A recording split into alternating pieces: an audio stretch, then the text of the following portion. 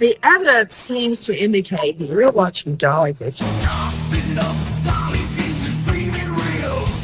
True crime scene blast feel so unreal. YouTube madness like share, subscribe. Jack's on fire, burning the world's fire. Where's the baby missing shadows crawl? People whisper footsteps down the hall. Fingerprints of the dead, cold as stone. He's got the scoop, best around town known. Dolly Vision headlines, King of Peace. Truth unravels, crackling through the heat. Lost soul shining, echoes in the night. Rock the truth while live on their light. Topping up, Dolly Vision's dreaming real. True crime scene blast feels so unreal. YouTube madness like share, subscribe. Jack's on fire, burning the world's fire. Where's the baby missing shadows crawl? People whisper footsteps down the hall. Fingerprints of the dead, cold as stone. He's got the scoop, best around town known. Dolly Vision headlines, King of Peace. Truth unravels, crackling through the heat. Lost soul shining, echoes in the night. Rock the truth while live on their light.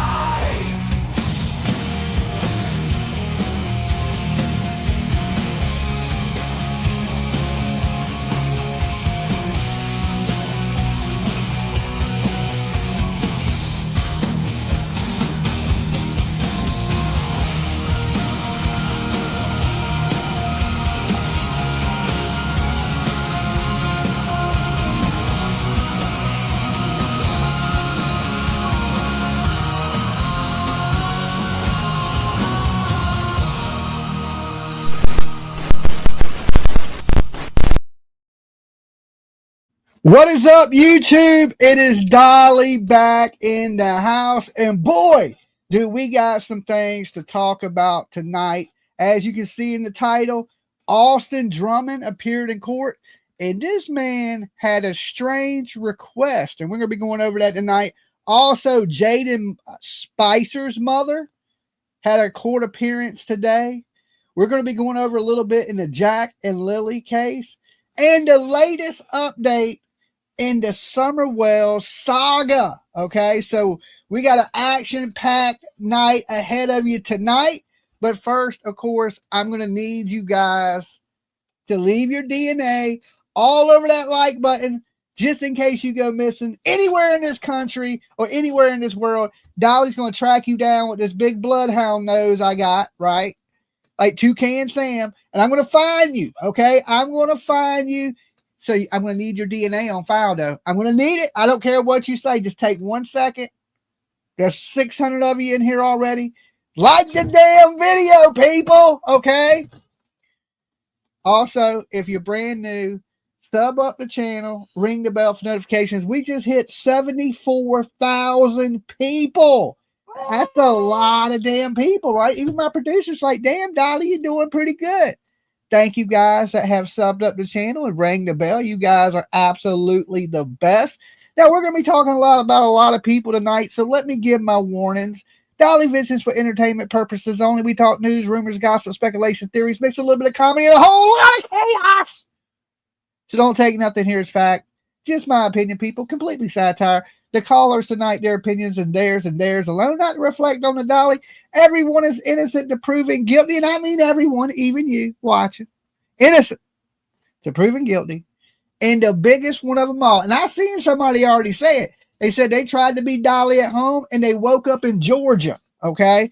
You don't want that. You don't need it in your life. So whatever you do, and I mean whatever you do not, I repeat, do not be Dolly at home. I'm not responsible if you die, okay? If you die, it ain't on me. My hands are clean, okay? They're clean. I'm not responsible. I warned you. I told you many a time not to do it, and you did it anyway, okay? And you did it because you don't listen. You don't listen. You know how I know you don't listen? Because I can guarantee you There ain't even 300 likes on this video yet. And I told each and every one of you to like the damn video. Okay, that's how I know you didn't listen. So let's get into it. Austin Drummond. Anybody remember that guy? He's pretty much a low-life killer, child killer. He killed a young man, 15 years old, along with 3 other people on the side of a road in Jackson, Tennessee, as he was smuggling contraband into a prison. Okay, and something went horribly wrong, and he decided to take the lives of 4 people. Now, the only thing he did do good, right? The one thing he did do good, there was a baby with him, a 7-month-old baby with the people, and he dropped this baby off in front of a house and did not hurt the baby. Okay? Amazing. I know. Usually, see, we only got 360 likes. I told you y'all don't listen. I'll get everybody some ear cleaners, some Q-tips for Christmas. Okay? Everybody's getting one Q-tip. You're going to have to save it throughout the year. Okay? Ew. I know it's a little nasty. You get one Q-tip a year. So y'all listen when I say like the video. Okay? So this guy, did drop the baby off, and he had a court appearance today, and he made an odd request.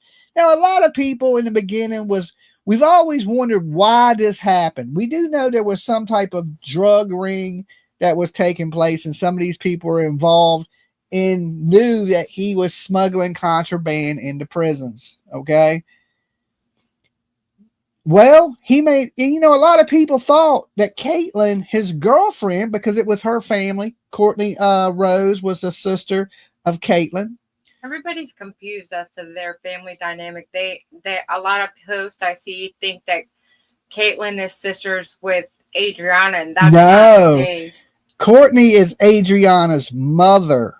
Okay, so Caitlin is sisters with Courtney. Courtney is the mother of Adriana, and Matthew is her boyfriend. Okay, that's how the family dynamics work.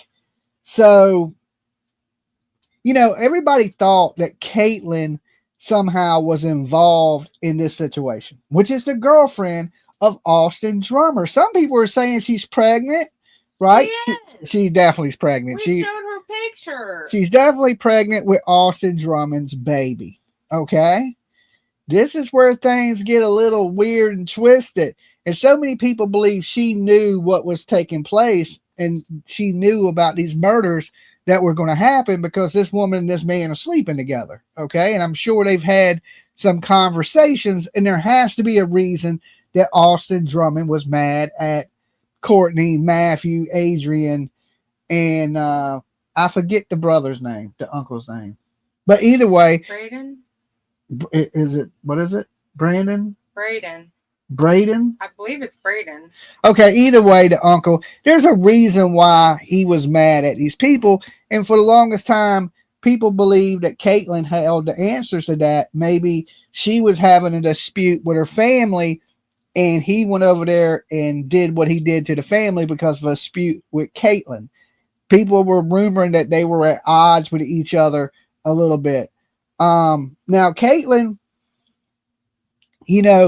Austin Drummond, when he was caught, he wasn't far from Caitlin's apartment. Now, some people figured he was waiting on her. She may be the next target. They were still together. Or they were still together, and he was getting help, right? And we do know people were helping him. 3 other people went to jail. Fatty Fox the God, okay? We had Tanaka. We had Diarrhea. Diarrhea, the chick, right? And she looked like Diarrhea. I can't always say her name. I tried.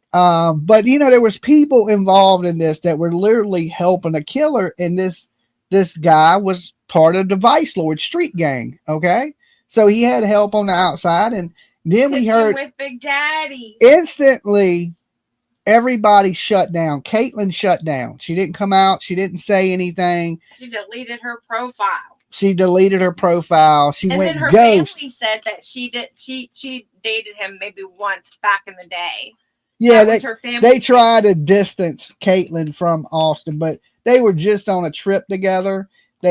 She's pregnant with his baby. So there ain't only so much distance, and you can do, or, taking non-responsibility.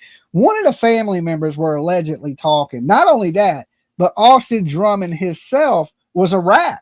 He was telling on Fatty Fox to God. He said he was the driver. He was the one that, was the one smuggling contraband into the prisons. So not only do we are dealing with a killer, okay, but we're dealing with a killer rat. Joyous.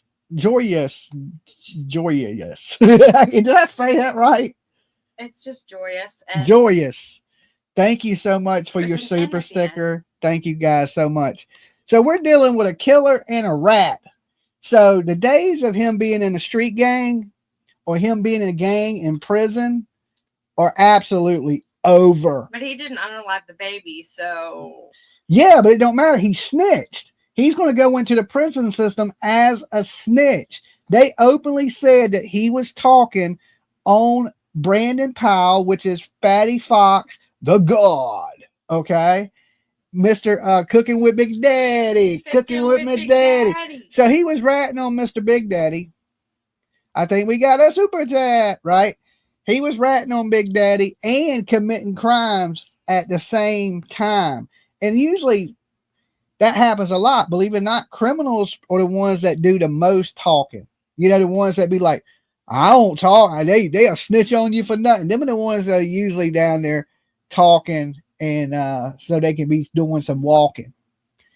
So he, like I said, he appeared in court today, and we're going to watch some of that in just a minute. But he had an odd request. He wanted the protective order thrown out. Okay. Elevated. Greatest hat. Okay. Good to see you there, Elevated Truth. He was trying to tell you that he needs you to make an appearance on Sunday Night Live in his comment. Oh, on Sunday Night Live? I thought it was Saturday Night Live. Saturday Night Live. He does it Sunday. Live. Yeah, I'll make an appearance. Just get up with me, and I don't have no problem with that. You were selling something today that PJ liked. What was it? The UFC hoodie. Right. So she was like, I like this hoodie, but did he sell that one? It was little. I need a large or an extra large. Oh yeah, she need a bigger one, but she liked that hoodie, the Venom one. Okay. But yeah, I'll do your show with you, man. No problem.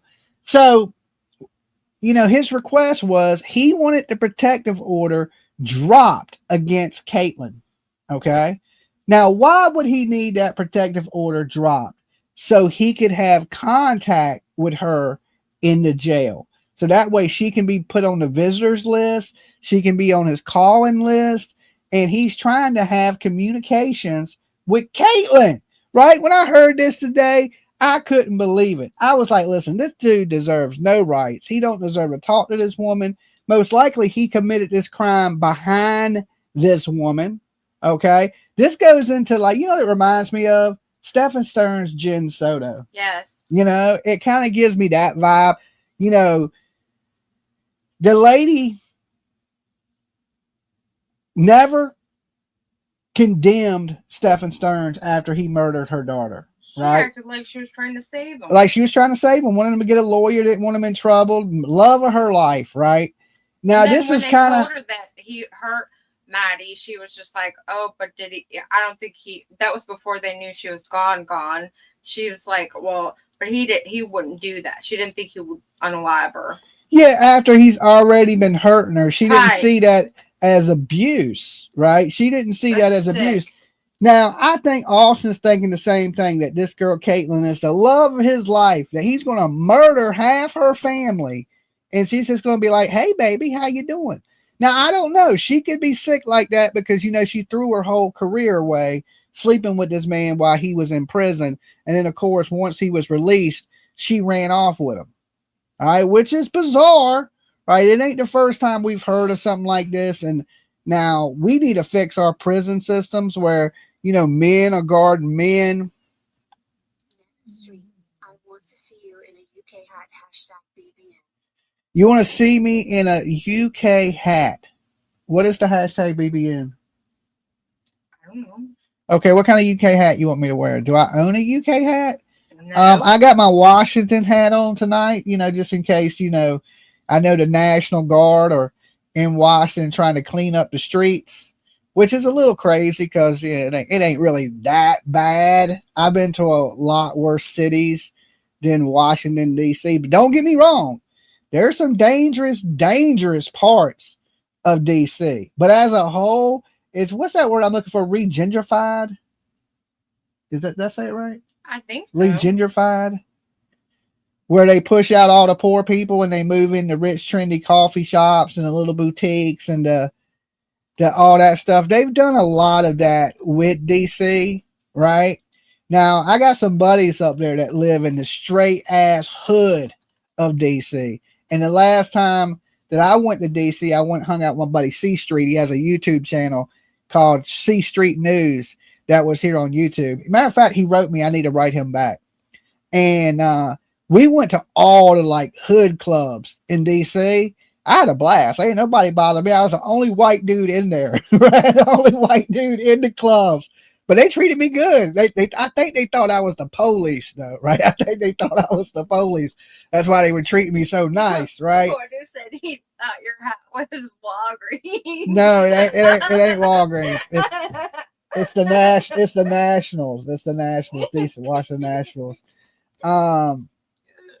But I had a really good time while I was up there. Everybody treated me good. I didn't get killed, right? And if Dolly's redneck ass can make it in the DC hoods, I think anybody can. Okay, so yeah, I had a blast last time I was up there with C Street. We went out and that was back in the smoking days, right? And so you could be right up in the clubs, and we went out, had some drinks, went out, had some food, and good times. I don't know how I got also so sidetracked. Somebody asked me about the hat, but the more of this story is this dude wants to communicate with Caitlin, right? That's why he's asking for this stuff to be thrown out, is because he wants to talk to her. If not, there's no other reason. He ain't worried about the murder charges. He's worried about being able to talk to Caitlin. I'm sure he wants to explain himself. Well, let's pull this up. Let's take a little look at it. This is him in court today. Also, Jaden Spicer's mom was in court today. We're going to take a little look at that. Also, we're going to touch in on the Jack and Lily stuff tonight, right? Which is every day that passes is just a sad day. It just shows me that the Canadian police suck. I know my Canadian brothers and sisters watching. I'm sorry to say that, but your police are terrible. All right, so let's pull this up on the screen. And this is the quadruple homicide suspect, Austin Drummond, in court today. Going over with everybody their rights first, and then I'll get to Mr. Drummond. If you're here today and you've been cited into court or arrested for any charge whatsoever, that is all the way up. Plead not guilty throughout your entire cause of action. You are presumed not guilty unless you are found guilty at trial. If you are found guilty, you have the right to appeal that case within 10 days to the circuit court. You also have a right to have an attorney be appointed to represent you, and also retain counsel to represent you if you qualify. If you wish to have counsel appointed to represent you, the court is happy to ask you questions about your finances to determine whether or not you qualify. Most importantly, it applies to everybody. You are protected by the Fifth Amendment from having to speak or testify about your case, so please don't tell me anything about the facts of your case, and whatever you say will be used against you by the district attorney's office at the later date. With that being said, those are your rights. General, are we ready on Mr. Drummond? Yes. Mr. Huffman, good morning, sir. Good morning. The volume gets better. Express my appreciation again to you for taking this case. Yes. I do appreciate that very much. Yes. Have you had a chance to speak with Mr. Drummond? I have, Judge. We would like to wait 14 days required and we need to set this for today.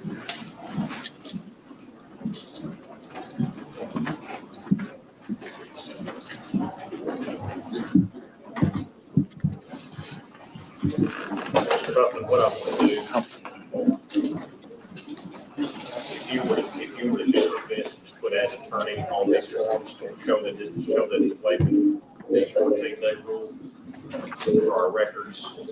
And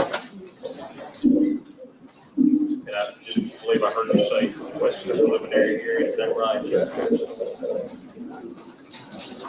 That the parties come up with a date. Oh, I want to say one other thing before we get too far into the show. We had a longtime viewer pass away, so we want to say rest in peace to Miss Christina 55555. Christine. Miss Christine. Yes. It's not Christine. It's What did I say, Christine. Christina? Yeah. Miss Christine. Okay.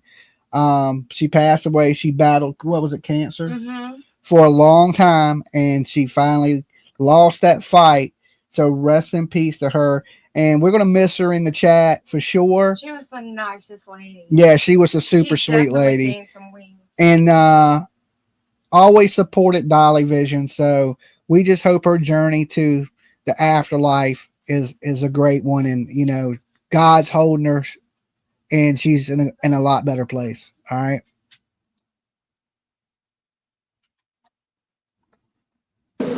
We were looking at that earlier. We're available for questions. General Goodman. Set a date. Well, being that this is a very unique case, I think that this may require a special setting, which goes, you know, on a day that's not Monday or Thursday, when I usually have my dockets. Yes, sir.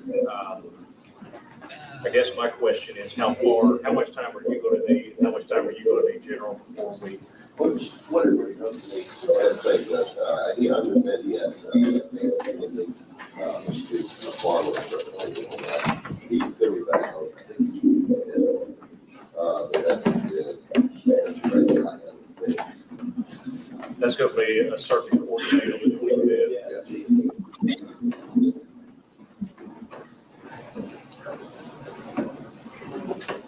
27. I've got a juvenile docket that day, I'm sorry. The 28th is also standard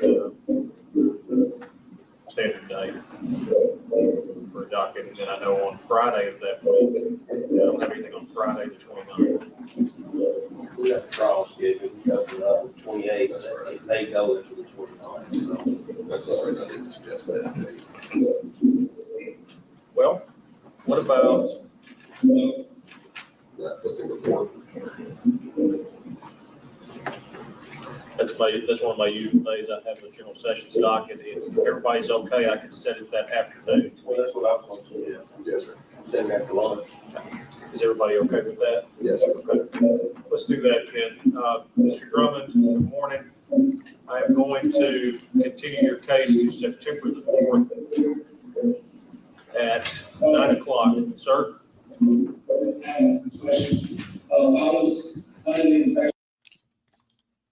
Okay, if you heard, he's continuing his case to September 4th. But, of course, this man has a question. Like every time he goes to court, hey, I got a question. But his question is concerning the protective order against Caitlin. All right.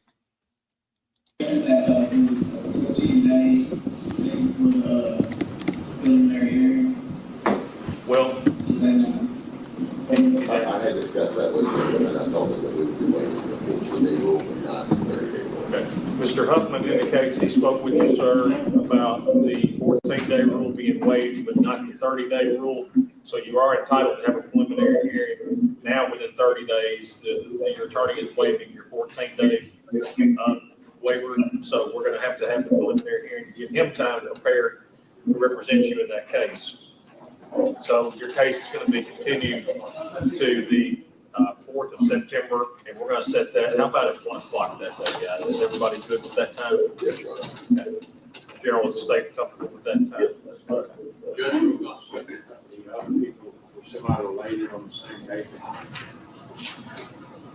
Is the state agreeable with setting? Yes, that's fine. Whatever you need to order. I can't do it.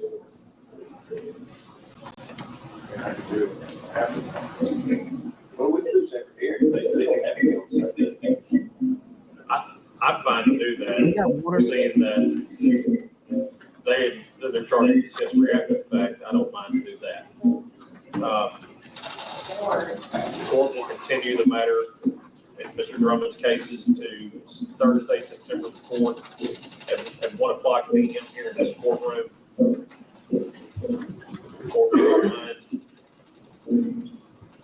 Drummond to keep in contact with his attorney, as well as the previous conditions that the court had entered regarding this matter.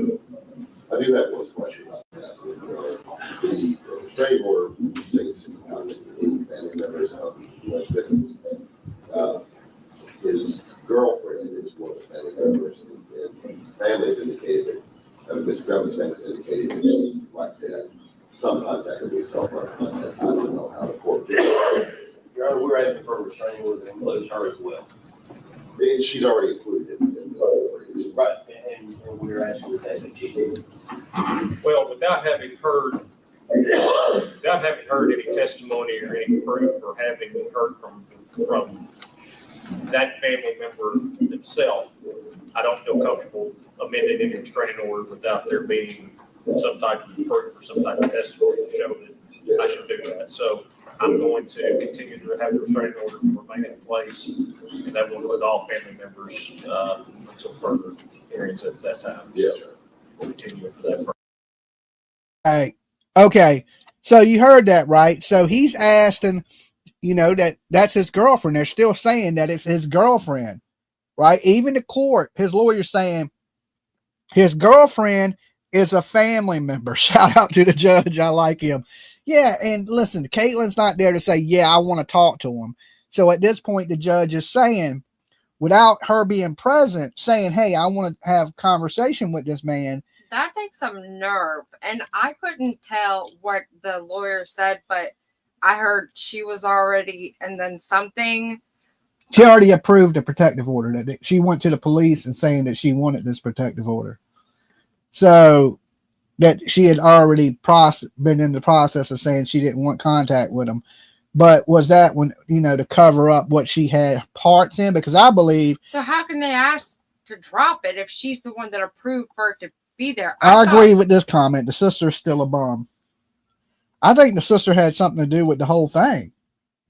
I think they all knew somewhat what they were involved in, and things Absolutely. went bad. And there's no way her sister knew and she didn't right. know, right?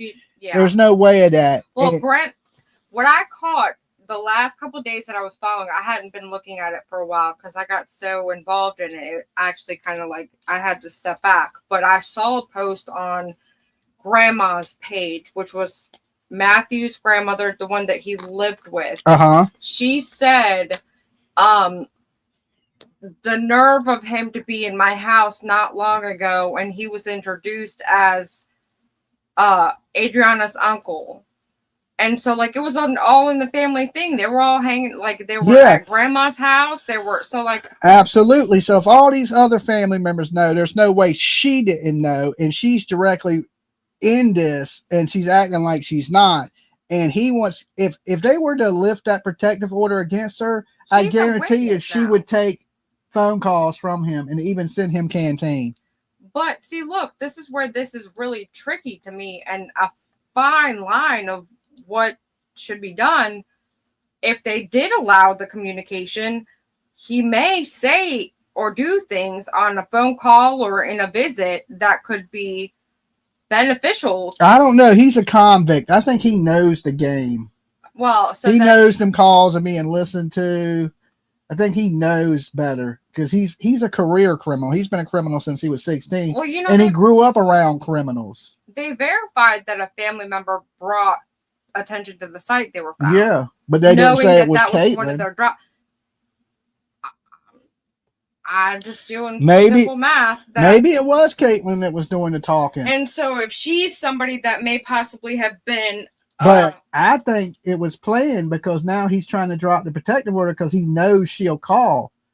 He knows what she knows. Well, I think that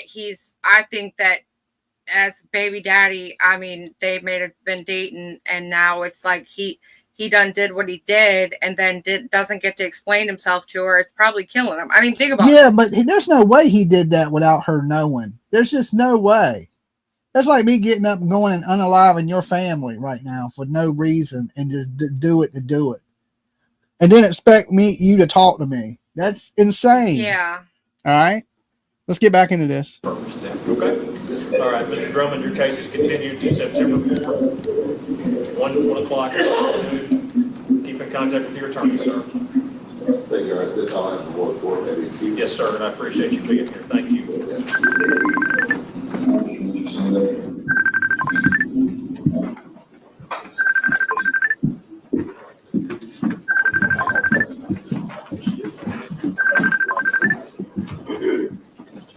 you comfortable to go ahead and take that deal? I wanted to do that since everybody else here. My out-of-town council will take care of you guys. Yes, ma'am.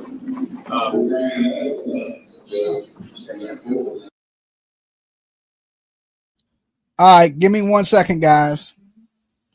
I had a call coming in from my daughter. I just want to make sure she's okay, so I got PJ calling her back real fast. Because I don't know where my phone is. I could hear it ringing, but I don't know exactly where it's at. Give me 1 second.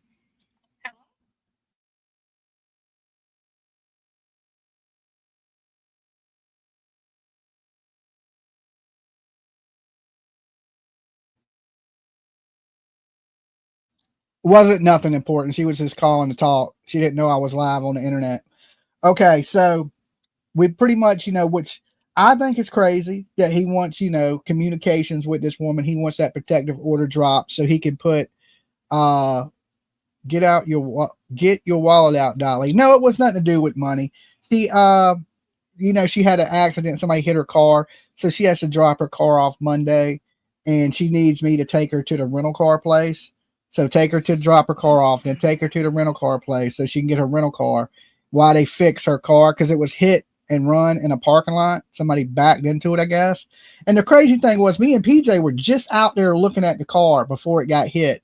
And because she had got hit a couple days before on the interstate, somebody sideswiped her, the back end of her car. So I was showing PJ the damage. And then as soon as we leave, somebody else hits the car, right? So my daughter thinks she's cursed, right? So she's breaking eggs and doing voodoo magic to see if she has a curse on her, which is absolutely crazy. She must get that from her mom. She don't get the voodoo from me. I don't do no voodoo, right? Sell the car. That's what I said. We're going to get the car fixed. We're going to trade it in and get her something different. I don't think it's her that's cursed. I think the car is cursed. Okay. You told her to trade it in. I've been telling her to trade it in. Right. And it ain't nothing wrong with the car. It's just, it got a few years on it. I'm thinking, okay, you kept it a few years, get something new, you'll always have a car payment, but you'll always be driving something good because you don't want to break down. You're going to have to start fixing things on the car as it gets older, so it's time to get rid of that car and get you a new car. So I've been preaching this to her and she loves that car, right? She's like, oh, I just want to keep it a couple more years. And I'm like, I'll get rid of it. I'll get rid of it. Every time I see her, I tell her to get rid of the car. Like, get you something new. Get you something new that I don't have to worry about, right? Because she's been driving that one for years. It may run fine for a few more years, but, I only got one kid, one daughter. So I want to make sure she ain't broke down on the side of the road or. Plus, you want to see her in something nice. Yeah, plus, her car is nice. She has a nice car. Not that she's done played bumper cars with it. Yeah, she's been played bumper cars with. But before that, it was a really nice car. So, and she likes it because it's a bigger car. It's a little bit bigger than our car. Mm-hmm. All right. So, a lot bigger. It's like a limo in the back. Yeah, it's big. She has a Optima. So she likes the roominess of it. Never heard of an egg cleanse. What do you do with the egg? I don't know. You rub the egg. This is crazy. Okay. I can't even believe I'm talking about. You take the egg and you rub it around on your body. Okay. You rub the egg on yourself and then you crack the egg into some water, and however the yolk runs, it tells you if you are cursed or not. Okay. She gets this from her mama. Her mama's a witch. Okay. Not really, but her grandma is. Her grandma identifies as a Wiccan or some shit, like some crazy loon tune type shit, right? I want to say, hopefully she ain't in the room to hear me say nothing bad about her grandma, because I don't ever say nothing bad about any of them in front of her. But she's loony. Okay. Let's not start. she's a loose dude. That's for sure, right? Oh my god. But I don't know. That's Tiff awful. got that shit from somewhere. She didn't get it from me. You ever see me rubbing an egg around on myself? No. Okay. So I have a crazier egg story, but I will never tell it. Anyway, I know about it. we're going to jump into, of course, the Jaden Spicer situation. And, you know, Austin Drummond, I hope he rots in prison. He deserves no freedoms. He don't deserve to see Caitlin, right? He needs the worst treatment. I'm glad the judge did what he did and denied it, kept the protective order against it. And listen, if this woman contacts him, they need to arrest her, right? She should be in jail anyway, in my opinion. You know, Dolly, I'm locking them all up, right? They lucky I ain't the sheriff. Everybody be in jail. Every last single one of them, his mama, his daddy, everybody that's helped him would be in jail. I would show no mercy whatsoever. What's the motive? We don't steal to right now. We don't know Somebody the motive. stole something. Yeah, it's over money. It's definitely over money. The only time people kill you like that is behind The rumor, drug money. the rumor that I heard several times is the baby's father had lost a drop or had taken a drop. Yeah, and and there was a hit on him, and then possibly the others showed up just to show up. But it's all rumor. I don't think we're ever going to know because, you know, there's always two sides to a story. The fine line in the middle is usually the truth. It's about what we're ever going to know. Absolutely. Like, yeah, we may not never know the real truth of what happened in that story. I mean, it's just the way it is. Usually, though, when something like that does transpire, it's behind a debt. Right? Here's the thing. When you take stuff from a dealer and then it gets lost, once you take possession of it, it's yours. You're responsible for it. And then you owe for it. Yeah, you owe for it. Them dealers don't care if you lost it. The fact is you lost it. You still owe for it. And if you ain't got the money to pay for what you lost, You're going to pay in another way. you're going to pay in another way. You know, back in the day, they'd break your legs off at the kneecaps. Or these days, people kill you behind small amounts of money. And apparently, that is what's happened. Now, we're going to go into the Jaden Spicer case. Jaden's mom appeared in court today. PJ's going to send me a little clip of that. I sent you the little news article. But Nancy also did. Aunt Nancy did a little segment on it, and we're going to watch some of that segment I just like her and that it. Aunt Nancy did and see her view on it. Now, me, myself, you know, I say this mother murdered this child. Right now, she's being charged with second-degree manslaughter and abuse of a corpse. If it was an accident, why wouldn't you report it? Right? If I gave PJ too much cough medicine right now or some medicine and she died and she's laying on the couch dead, I would call the police and try to save her life first. If we were so bad off that you had to physically give me cough syrup, you would be watching me to make sure it made me feel better. And then if you were that bad to where I had to give it to you, you would be at the doctor or the hospital. Right. Okay? That's how I look at it. If I was that sick where you're having to give me medicine like that, But we're going to the doctor, we're going to the hospital. It's a little bit different. But so, I mean, with giving it to him, she literally would have, like, because I see the whole thing where it's like you give a kid medicine to go to sleep or whatever, and then they fall asleep, and then you're not. But you ain't supposed to give the kid the whole bottle. Well, no, of course not. You know, you didn't read the bottle, because usually on a bottle of medicine it tells you how much medicine is a dose of the medicine, and usually medicine like that comes with the little cups that you use to measure it with. And if you gave a child just a recommended dose or the whole cap, that ain't enough to kill a 10-year-old kid. You would have had to get him drinking that stuff to take him out this game, depending on what it was they gave him. They never said what it was that they gave him. But without the autopsy results being in, how can they charge this woman with manslaughter? Right? What if he don't have that even in his system? I think they could just up the charge. That's all they're gonna do. Maybe. Once I mean, the they cop did. Comes in. They did in the Karen Reed case. Remember, she was charged with second-degree murder, Yeah. and then they upped it to first-degree murder. Yeah. This one is charged with second-degree manslaughter, which is below regular just manslaughter. I know. Like, it's crazy that this lady may face maybe 10 years in prison and be out. 5 to 10. Yeah, 5 to 10 years after murdering. And here's the crazy thing. Jaden's mom had already been arrested for child abuse, which could have led in severe injury or death of a child. Wanton child endangerment. So now the kid is dead. Like, this ain't your first run-in. Like, the first time you were given a chance, right? How many chances do we give people that abuse children? Okay? That's like letting Adam Montgomery out of jail right now. I think, well, and that's exactly He's kind of appealing. what happened. I mean, that's kind of what happened with Adam too, and how he got Harmony back. I think they need to start putting punishments out on the people that are allowing people like this, because what happened with that wanton child endangerment, she had lost custody and he went to live with grandma. Grandma was alive up until May. Yeah. He went then to go be with mom, who had these charges to where she lost him to begin with. So who the hell gives? She should have never had the kid. She should have never had him. CPS is at fault for the death of this child.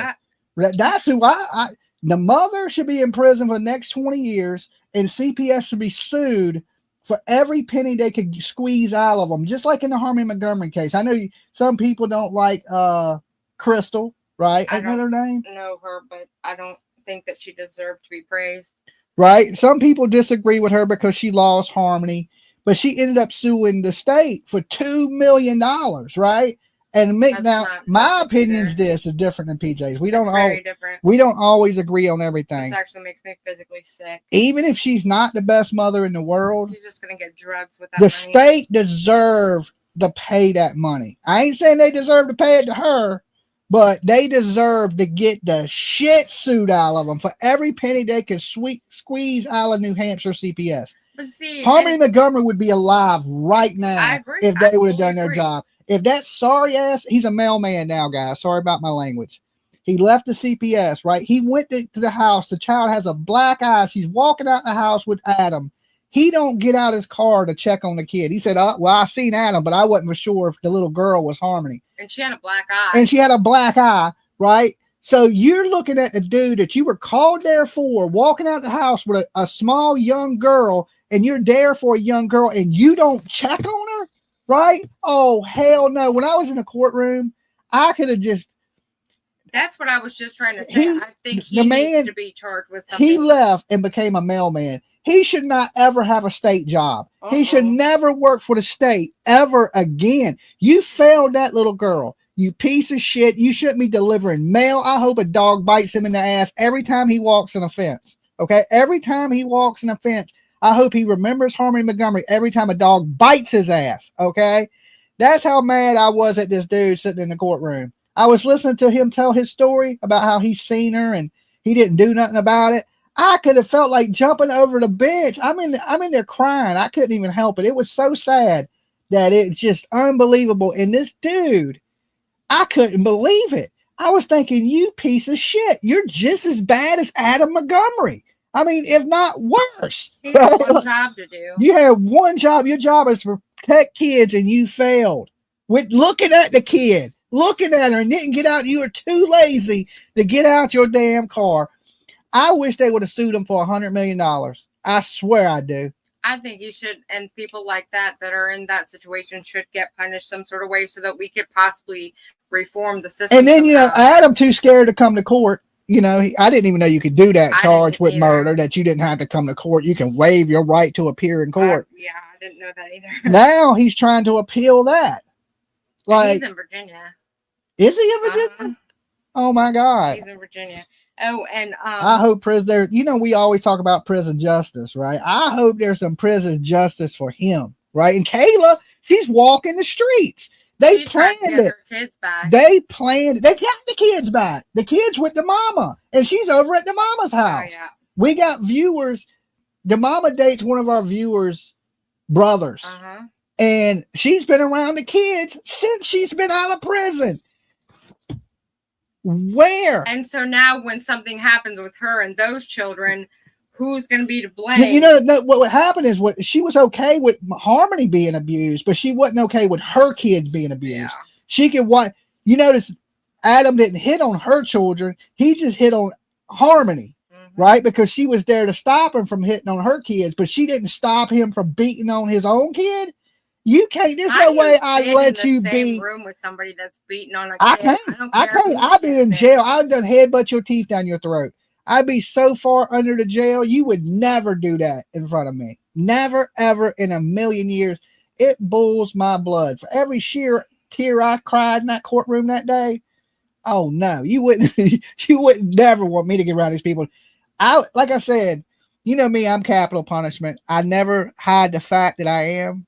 That I believe you shouldn't be on this planet, that you're a monster, and the faster we could get these monsters off the planet is the best for me. I would be the executioner. I don't need an execution mask. Line them up, give me the switch, whatever it is, however we're taking them out, and I'll take them out for you. And I tell you this, I wouldn't lose a minute of sleep. Now, I probably sleep better knowing I'm safer and the world is a safer place when I lay my head down at night. True Crime Junkie, and I held the comments, so I'm trying to get it out. So if you could stop for a second. I was on a rant. Said a while back in the comments that Jaden's, I don't even want to call her his mother, but you know, the female in this story, she said she should get more charges. I mean, it's being reported she broke his legs to get him into the tote. I mean, that's where we get the abuse of a corpse, you know. And how do you fit a 10-year-old child into a tote? And you gotta remember, they fit Harmony Montgomery into a little duffel bag. And it takes a lot to make a grown man cry. Okay, it takes a lot. And I was in there. They were handing out. It was so bad that the damn deputies in the courtroom were walking around handing out handkerchiefs so you could dry your eyes and blow your nose. I mean, every man in there, I've seen so many men crying. I didn't even feel bad. You know what I'm saying? Because they weren't looking at me like, oh, you weak, right? Because that's a man thing, right? You don't want to get out in public crying. You got cameras and everybody was crying. It was, you would have thought you was at a funeral. And the prosecutor in the Harmony Montgomery case, he came out there and said, this is what's left. And they had the ceiling towel that they laid her body on with the blood soaked into, right? And you could smell it when they opened it up because they had it wrapped in plastic. And he looked at everybody in the courtroom and he said, this is what's left of Harmony Montgomery. It's sad. It's about to choke me up now. It's one of the most brutal things I have ever sat through. I think it was worse than Megan Boswell. Megan Boswell was bad too. But it wasn't. Harmony Montgomery was worse. No, I mean, how do you measure who hurts a child worse? I mean, both are just horrific. Yeah, both of them are, but I'm talking about the visuals and the impact of you could smell a rotten corpse. Did you see the pictures? Yeah, with his head contorted backwards. Both of them traumatically bad. That's the thing about true crime, guys, is when you go into these court cases, a lot of times they show images in the court that they don't show on TV, that court TV don't show, right? They blur it out, but when you're sitting there, you see it all, and there's no unseeing it. Like, I remember that ceiling tile for the rest of my life. I'll remember seeing Megan Boswell's child head contorted backwards, and I can't even explain. I didn't even know a body could bend that way. I didn't even know it. And to see this lady, Jaden's mom, be able to just throw him in a tote, fold him up, break his bones, and contort his body to fit in that little thing while she takes him up the street and buries him. That's no accident. That ain't no manslaughter I ever heard in the world where somebody's buried, okay, and lied to the police. That is murder. That is straight up murder. And this lady should be buried under the jail. Okay, these things boil my blood. I mean, it just makes me mad. I don't know why I get so mad. How can you do that to a kid? I mean, they deserve to put you in a room with a pack of wild wolves and just let them tear you apart. Okay, they should throw you in a cage with a lion. And okay, if you survive, we'll let you go. Chances are you ain't gonna survive. Thank you for subbing up. Thank you. We're on that road to 75,000, and I can't do it without the help of each and every one of you. We got to fight for these kids, because if we don't, nobody will. That's just how I see it. And that's how I felt 4 years ago when I seen Summer Wells. I was like, we got to fight for these kids. There's people out here that don't give a damn. And it's usually the people that are supposed to love and protect you are the ones that don't care. Let's jump into this video. And that from our new friend Ariel Hicks's YouTube, and I would like to see Mommy at her finest again. Let's just roll that beautiful footage.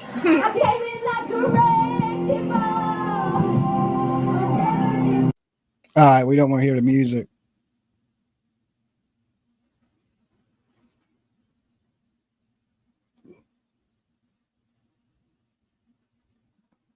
She looks like a wrecking ball. Okay. Ariel Hicks YouTube. Can we get back to the missing child, just 10 years old? The world on its ear looking for Jaden, and this is where it starts. Listen. A 10-year-old boy is missing, and the Kentucky State Police is asking for help to find him. Jaden Spicer was last seen Tuesday night at 9 p.m. when he went to bed and reported missing the next morning around 9:23 a.m. in the Panbull Branch Road area. Troopers and local search and rescue teams are asking the public for help. Jaden's 5 feet 1 inch tall, blonde hair, blue eyes, slim build. Last seen wearing a blue Sonic the Hedgehog pajama pants and a matching shirt. When I think about my twins at age 10, so sweet, so innocent, just scrubbed in sunshine. What a wild goose chase. The pain so many people endured looking for this sweet little boy. Joining me, an all-star panel, as suddenly the Kentucky State Police do an about-face, a U-turn, coming to a screeching halt when they find this child's body buried in a shallow grave. Joining me first to Trooper Matt Gayhart with Kentucky State Police. The KSP. This is the guy with the deep voice. Dogs, using every possible means of detection. Trooper, I know you've covered a lot of missing children. It sounds like Lurk. You have worked them tirelessly. When you find a child obviously killed in a shallow grave, not a child that gets lost in the forest, not a child that falls in the pool by accident or drowns in a river, all an accident, but buried in a shallow grave, that has got to be excruciating after all the hundreds of man hours you guys put into finding this child. That's correct. You know, anytime you have a missing child, you go into it with the utmost hope that you're going to retrieve that child and bring him home safely. And to have an end like this is just absolutely tragic. You're seeing shots of 10-year-old Jaden now, and the internet is saturated with them because seemingly the world joined in the search for this little boy.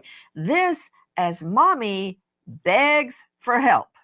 The whole time she knew where her child was. Listen. Jaden's mother, Felicia Gross, is too anxious to speak with the media and asks police to share a letter instead. She writes, "We love Jaden and we want him safe at home.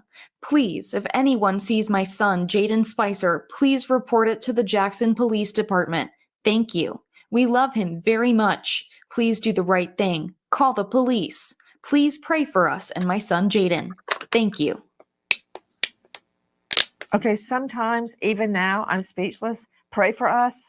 And the whole time, Mommy, according to police, had just dug a hole to put her 10-year-old boy in. You know, Trooper Matt Gayhart, did anyone get suspicious when Mommy would not give? You know, my thing is this. The stepdad is not in jail, okay? Why not? Why does that always happen? Right? The stepdad's not in jail. And We know he was there. He put himself at the scene of the crime. He was sitting there saying the boy ran off. He was sitting there lying to authorities. Why is the stepdad not in jail? He should be in jail right beside Felicia Gross, right? The gross people should be in jail where gross people belong. All right, I just wanted to say that. I had to get that off my chest. I couldn't hold it in. A plea, a public plea for help?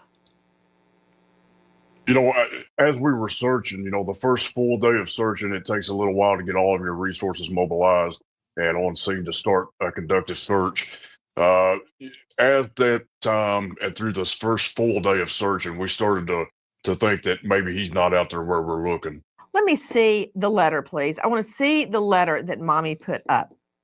This is a letter. Mommy refused to speak publicly and issue a plea for help. This is the letter she had police read. To Sydney Sumner joining us, Crime Stories investigative reporter. What exactly happened right there? The media was contacting Miss Felicia Gross, wanting her to come out and speak with them about her missing son, Jaden, and she didn't want to go. Thank you, Army Mom. Elevated Truth has competition with the man voice card. Yeah, that dude has the deepest voice I ever heard of anybody. Oh my God. Go on TV. So instead, she wrote this letter asking for help. She couldn't bring herself to be on TV because she had too much of a guilty conscience, because we know she wasn't camera shy. We watched the other video. She clearly is pretty confident in herself. So I'm thinking it was that guilty conscience, knowing that she falsely reported her son missing and had people looking for him. She wasn't looking for him herself. And we know that Jaden has siblings, but Miss Felicia Gross wasn't out there looking for her own child. So I think that's why she may have been a little bit too nervous to go on TV. Okay, you know what? I didn't know that. That's a new fact for me. Trooper Matt Gayhart joining us, helping to lead an exhaustive search for this child. Is that true? Is that true that not only did she not speak publicly, asking people to help find her child or encouraging all of the volunteers out there, she also did not search herself? I did not witness her searching the immediate area at all. Okay, Ben Powers, get ready. I hope you're ready for round one, Powers, veteran criminal defense attorney, and you can find him at legalpowers.com. Ben, you know what? You need to go ahead and finish that first book about how not to behave when you've done something horrible. And one of those, it reminds me of Scott Peterson. That's like eating a dirt sandwich. Remember Scott sold the car? He sold all her belongings.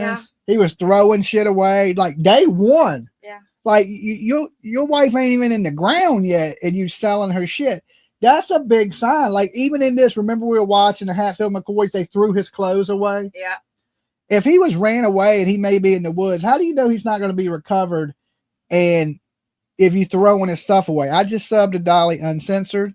Yes, Turtle Island. We start picking our cast tomorrow night for Turtle Island, but I don't want to get into that right now, guys. We want to keep it true crime. But yeah, our show starts tomorrow back on Turtle Island. Season, what is it, 6? Yes. Season 6. So, who wouldn't make a public plea for his wife's return and who also wouldn't go search for her. I mean, rule number 1, at least pretend to search. At least pretend. Well, so Nancy, it's a stressful situation. We call it fake it till you make it, Nancy. Okay? We call it fake it till you make it. Yes, I seen that. What's going on with the 50 missing kids in Virginia? Yeah. That's not true. There is 50 missing kids. There's a whole bunch of missing kids. There's a bunch of kids everywhere I all know. the time, but it's freaking a conspiracy theory. I looked into all of that. There's like proof of like that being. Well, I mean, saying there's at least 50 missing kids here for They're sure. supposedly that what they're talking about is some like all at the same time. No, it's not all at the same time, but over the last short period of time since August 1st, there's been 50 missing kids in Virginia. That ain't conspiracy. That's real. I mean, there's been 50 missing kids in Tennessee, I guarantee. Yeah, 50. I mean, there's kids going missing all over the country, but the problem is this. We got to do something about our kids coming up missing. We got to do something.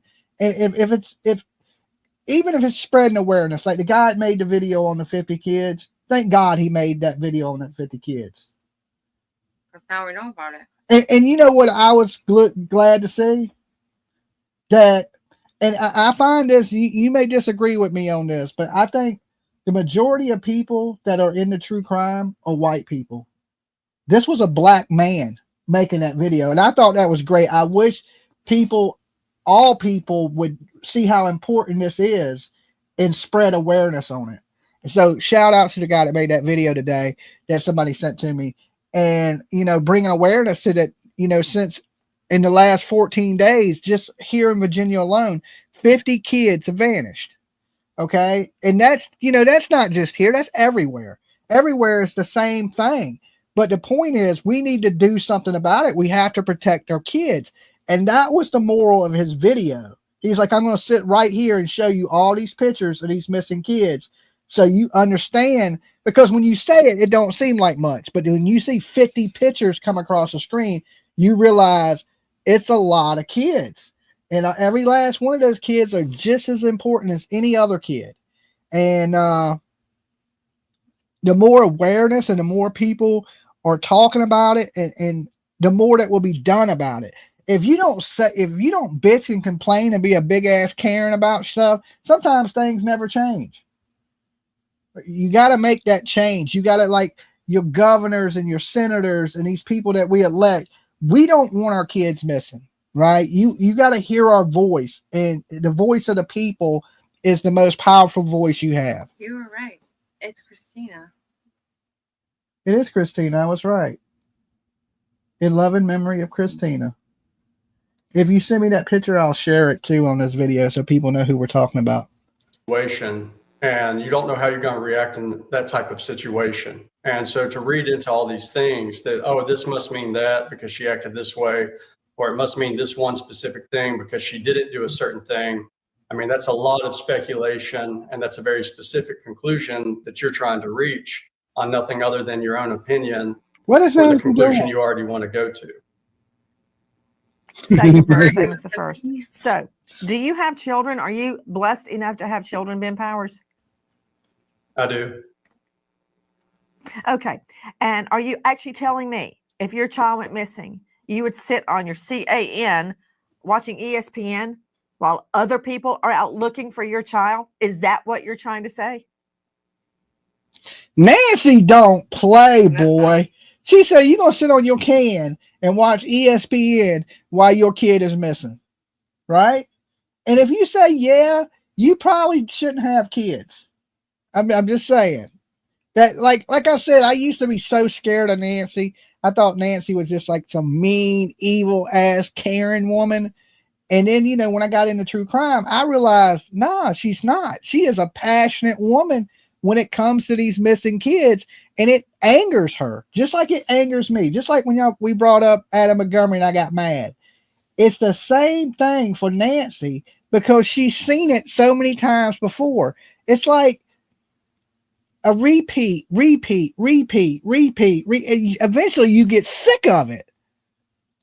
I would think that I would go out, but what I would say also is I've seen a lot of different cases with a lot of different stressful, shocking, panic situations, and you never know how someone's going to react. Sometimes they react the way you expect, sometimes they don't, but you can't read into that a very specific conclusion either way. It's just human nature is you never know how you're going to react to stressful situations, to shocking situations.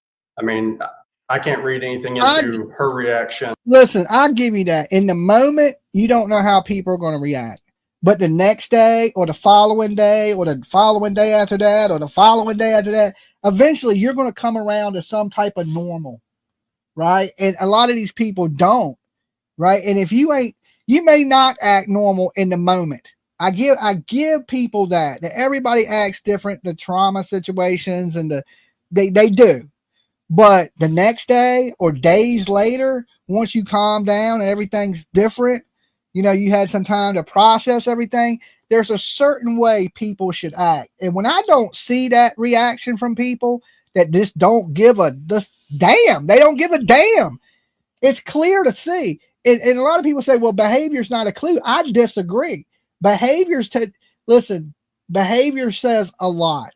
If you don't give a damn when your kid's gone, you didn't give a damn when the kid was there. It's just the truth. Other than that's how she reacted. And you can't say what the right reaction is or what the wrong reaction is. The reaction is just the reaction. All right. And there's not much more to it. Okay, Ben Powers, you save that for a jury, okay? Because that's where this is headed right now. After begging the public in a written plea to help find her child, hundreds of volunteers out there, the Kentucky State Police sweating bullets trying to find this child. Let's take a look. Oh, there's the letter. Please show me Jaden. Wait till you hear what she now says happened to her little boy. And to Dr. Sue Kornbluth joining us, family expert, owner of Dr. Sue and You, and author of Building Self-Esteem in Children and Teens, Adopted or Fostered. And you can find her at drsueandyou.com. Amazing site, by the way. Dr. Sue, thank you for being with us. I'm just a trial lawyer. I'm just a JD. You are the veteran shrink. So maybe this is wrong to project, but don't you know, every juror that may end up hearing this case is going to do the same thing. I wouldn't sit on my rear end watching HGTV while one of my twins were out there, God only knows where.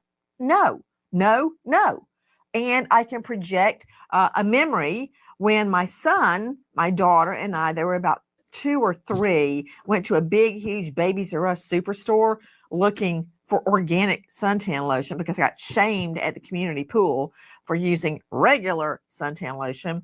And I looked up and Lucy was standing there, but there was no John David. I picked her up like a football, like star quarterback, and started running through this big warehouse screaming, my baby is missing. Lock the doors. Everybody help me. Screaming his name. I felt like electricity had run through me. Little did I know he was playing a game with mommy and hiding on a row a few up, but I ran. But that's what every normal good parent would do, is freak the hell out. Yeah. Because you would think the worst instantly because of the world we live in. You have to think the worst. And I would be screaming, lock the doors too, because ain't nobody leaving that store with my kid. Yeah.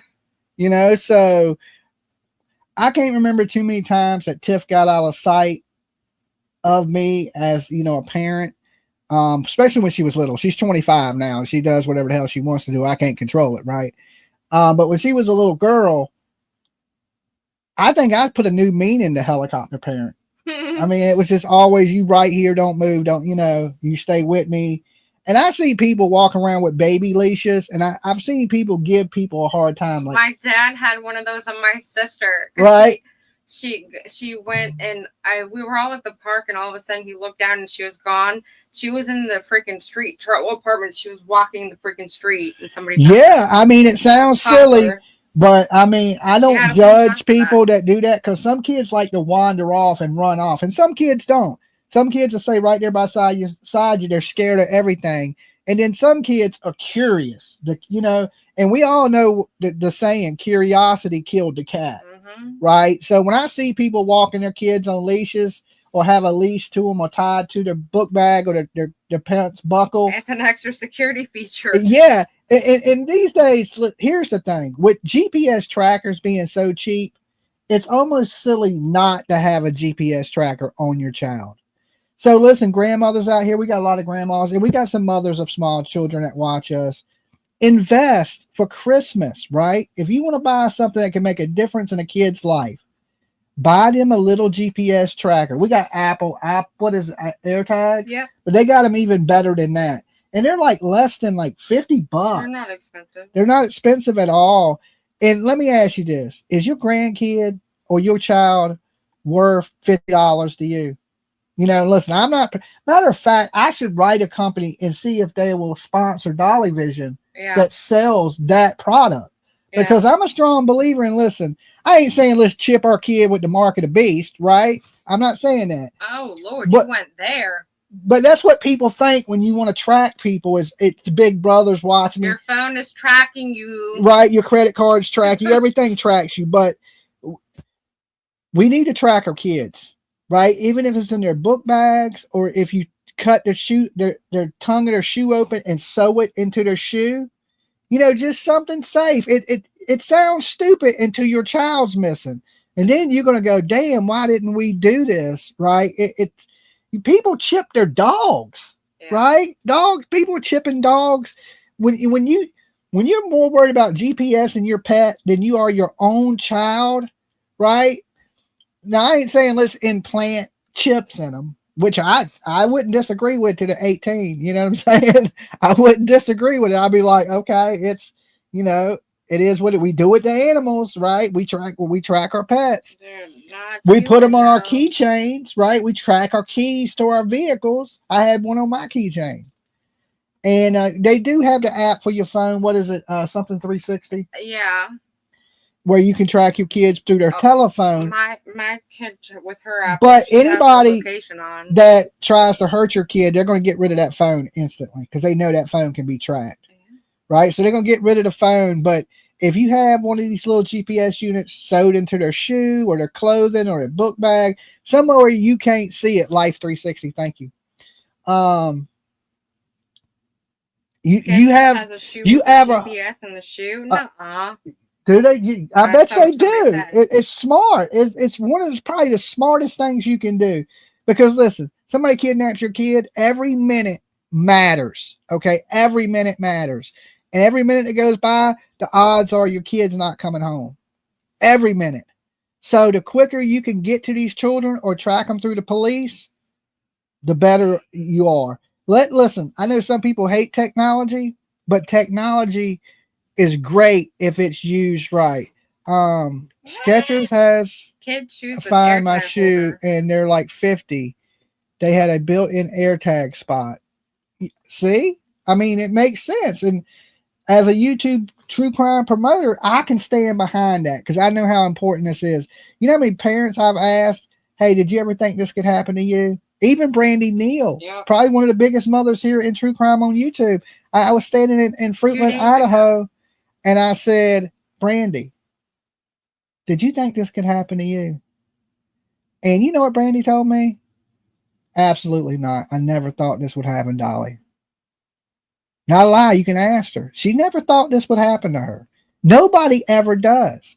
And, a lot of us are older here on Dolly Vision. My average viewer is 35 and up.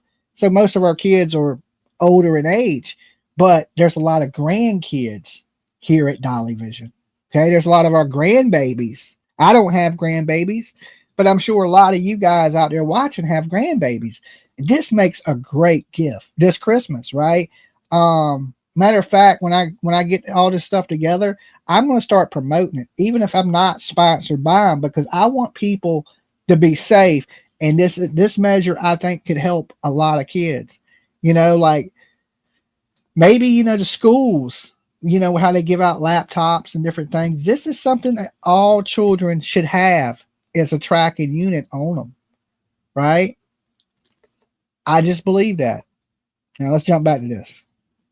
And the other way, right? I ran toward the door thinking if somebody had him, they would leave. When he was hiding the other way. So I'm projecting what I went through in those moments. Don't you think a jury would do the same thing? I absolutely do, Nancy. And what you said is a normal reaction to how a mother would feel if her child was missing. So, I don't know what this woman was feeling or wasn't feeling, but that note that she wrote says that she missed him and wanted. You know what? Even better, we should start selling them. I think so. Even if I have to go out and purchase them and put them up on our site for resale, I think we should make that available to you guys that watch Dolly Vision. Okay, so you may see as soon as we get the trackers that we know work good, we find a company. With AirTags. I don't know. We would have to source out a company. Definitely, and contact them, and then we'll start selling them on our site too. But right now you can get them at different stores, different locations, and soon you'll be able to get them on our website too. Okay. So we'll have them right here instead of talking about it. You know, I'm one of these people that say a lot of people talk about it, but don't just talk about it, be about it. And the best way we can be about it is to offer them up right here and do it ourselves and promote it, you know, just like we do our Dolly soap, you know, get Dolly soap, wash your flaps, all that good stuff. Get these trackers, right? Get these trackers for your kids. Make sure they're safe. Make sure you know you got yours from Amazon. Okay. Well, we may, you know, order a bunch of them off Amazon and put them for sale on our site. So, you know, be on the lookout for something like that in the future. Everybody to go search for him. So with that in mind, maybe the jury will actually think she had some remorse, but we'll have to. The thing about anything cheap, sometimes in this world you get what you pay for. We want to make always get what you pay for. We want to make sure that whatever one we choose is one that works really well, not going to malfunction, not going to fail, and it's worth the money. Okay. Because, yeah, you may get something cheap that may not work as good as it should, or you may pay a little more. You know, I'm a true believer in get something decent. Okay, get something decent. These are your kids. Don't skip $1 or $2 on your child. Okay, you can cut a lot of corners in this world. Okay, you can go somewhere, get cheaper gas. You can skip a meal. You can cook. You know, there's a lot of ways to cut corners, but don't cut any corners when it comes to your kids. Right? If you're going to get one, get a good one. Okay, get something decent, at least middle range. Look at the cheapest one. Look at the most expensive one. Find something in the middle right there. That's how I always do it. I don't get the best, but I don't get the worst. I try to get something that's, you know, affordable but decent, and that's what I recommend for you guys too. Find out and see what happens there. Okay, let me ask Trooper Matt Gayhart. Trooper, again, thank you for being with us. What was the reaction amongst your people, Trooper Gayhart, when it was discovered that Jaden, I haven't really let myself think about it because as a mom, you tend to put yourself in those shoes, and the thought of one of my children being in a shallow grave is just too much. But I'm wondering about the troopers and the volunteers that find him. You see how fast Nancy's eyes just turned bloodshot red because of crying? That's how fast it upset her. Just like, that's when you know it's real. Like your body, there's things that your body can't fight. There's things such, you know, there's some good actors out there, but she's not acting. She's really passionate about this stuff. Find his little body. It had to be like a gut punch, a kick to the teeth after all you guys had been through. I mean, you did it all. The drones, the dogs, the bodies of water, the shoulder to shoulder searches for him. And then it comes to this. What was the reaction amongst the troopers? Nancy, the only way that I can describe it is just pure, just gut wrenching devastation. Like I said, you know, we keep so much hope alive in the search, and we're doing all these things trying to bring him home safely. And when you see the ending, it's just absolutely tragic. And as a father of young children, and majority of our guys have young children, it's just such a hard situation to do. But you have to put that aside and try to maintain professionalism and make sure that we do a thorough investigation that may make sure that we bring justice to Jaden. You know, another thing, Powers, the defense attorney, such as yourself, is going to have to deal with is the fact of how many days, how many hours. You know, I would break it down to days, to hours, to minutes. To minutes. How long mommy sat on her rear end when she wasn't singing I Came In Like a Wrecking Ball on video. How long she sat still and said nothing. And I'm going to put it to you like it is, Powers, and let her child's body decompose in the dirt. how long she sat there. What, did she have coffee in the morning? Did she watch the morning shows? Did she kick back and watch a little Real Housewives? I would really be interested if she rented a movie while everybody else. That's a fun thing for you to do, Trooper, is to find out what she was doing while everyone else was searching for her child. Did she order Uber Eats or DoorDash? Did she online shop? What was she doing while you, Trooper, were out looking for her child, and more so knowing that with each minute that passed, her baby's body was decomposing in the dirt, unprotected from the elements? You ever thought about that? Have you ever thought about tracing her activities while you were out sweating bullets away from your family looking? And not only that, but she crushed them into a tote. So, and then buried them. And you can believe this. She had some help. Her children were told to Lie. Yeah. And the husband's not in jail. The stepdad is not in jail. Like, I hate to say the lurch dude, they need to do something, right? Like, do your job. Put people in jail. Punish people that commit crimes. What's so hard about that?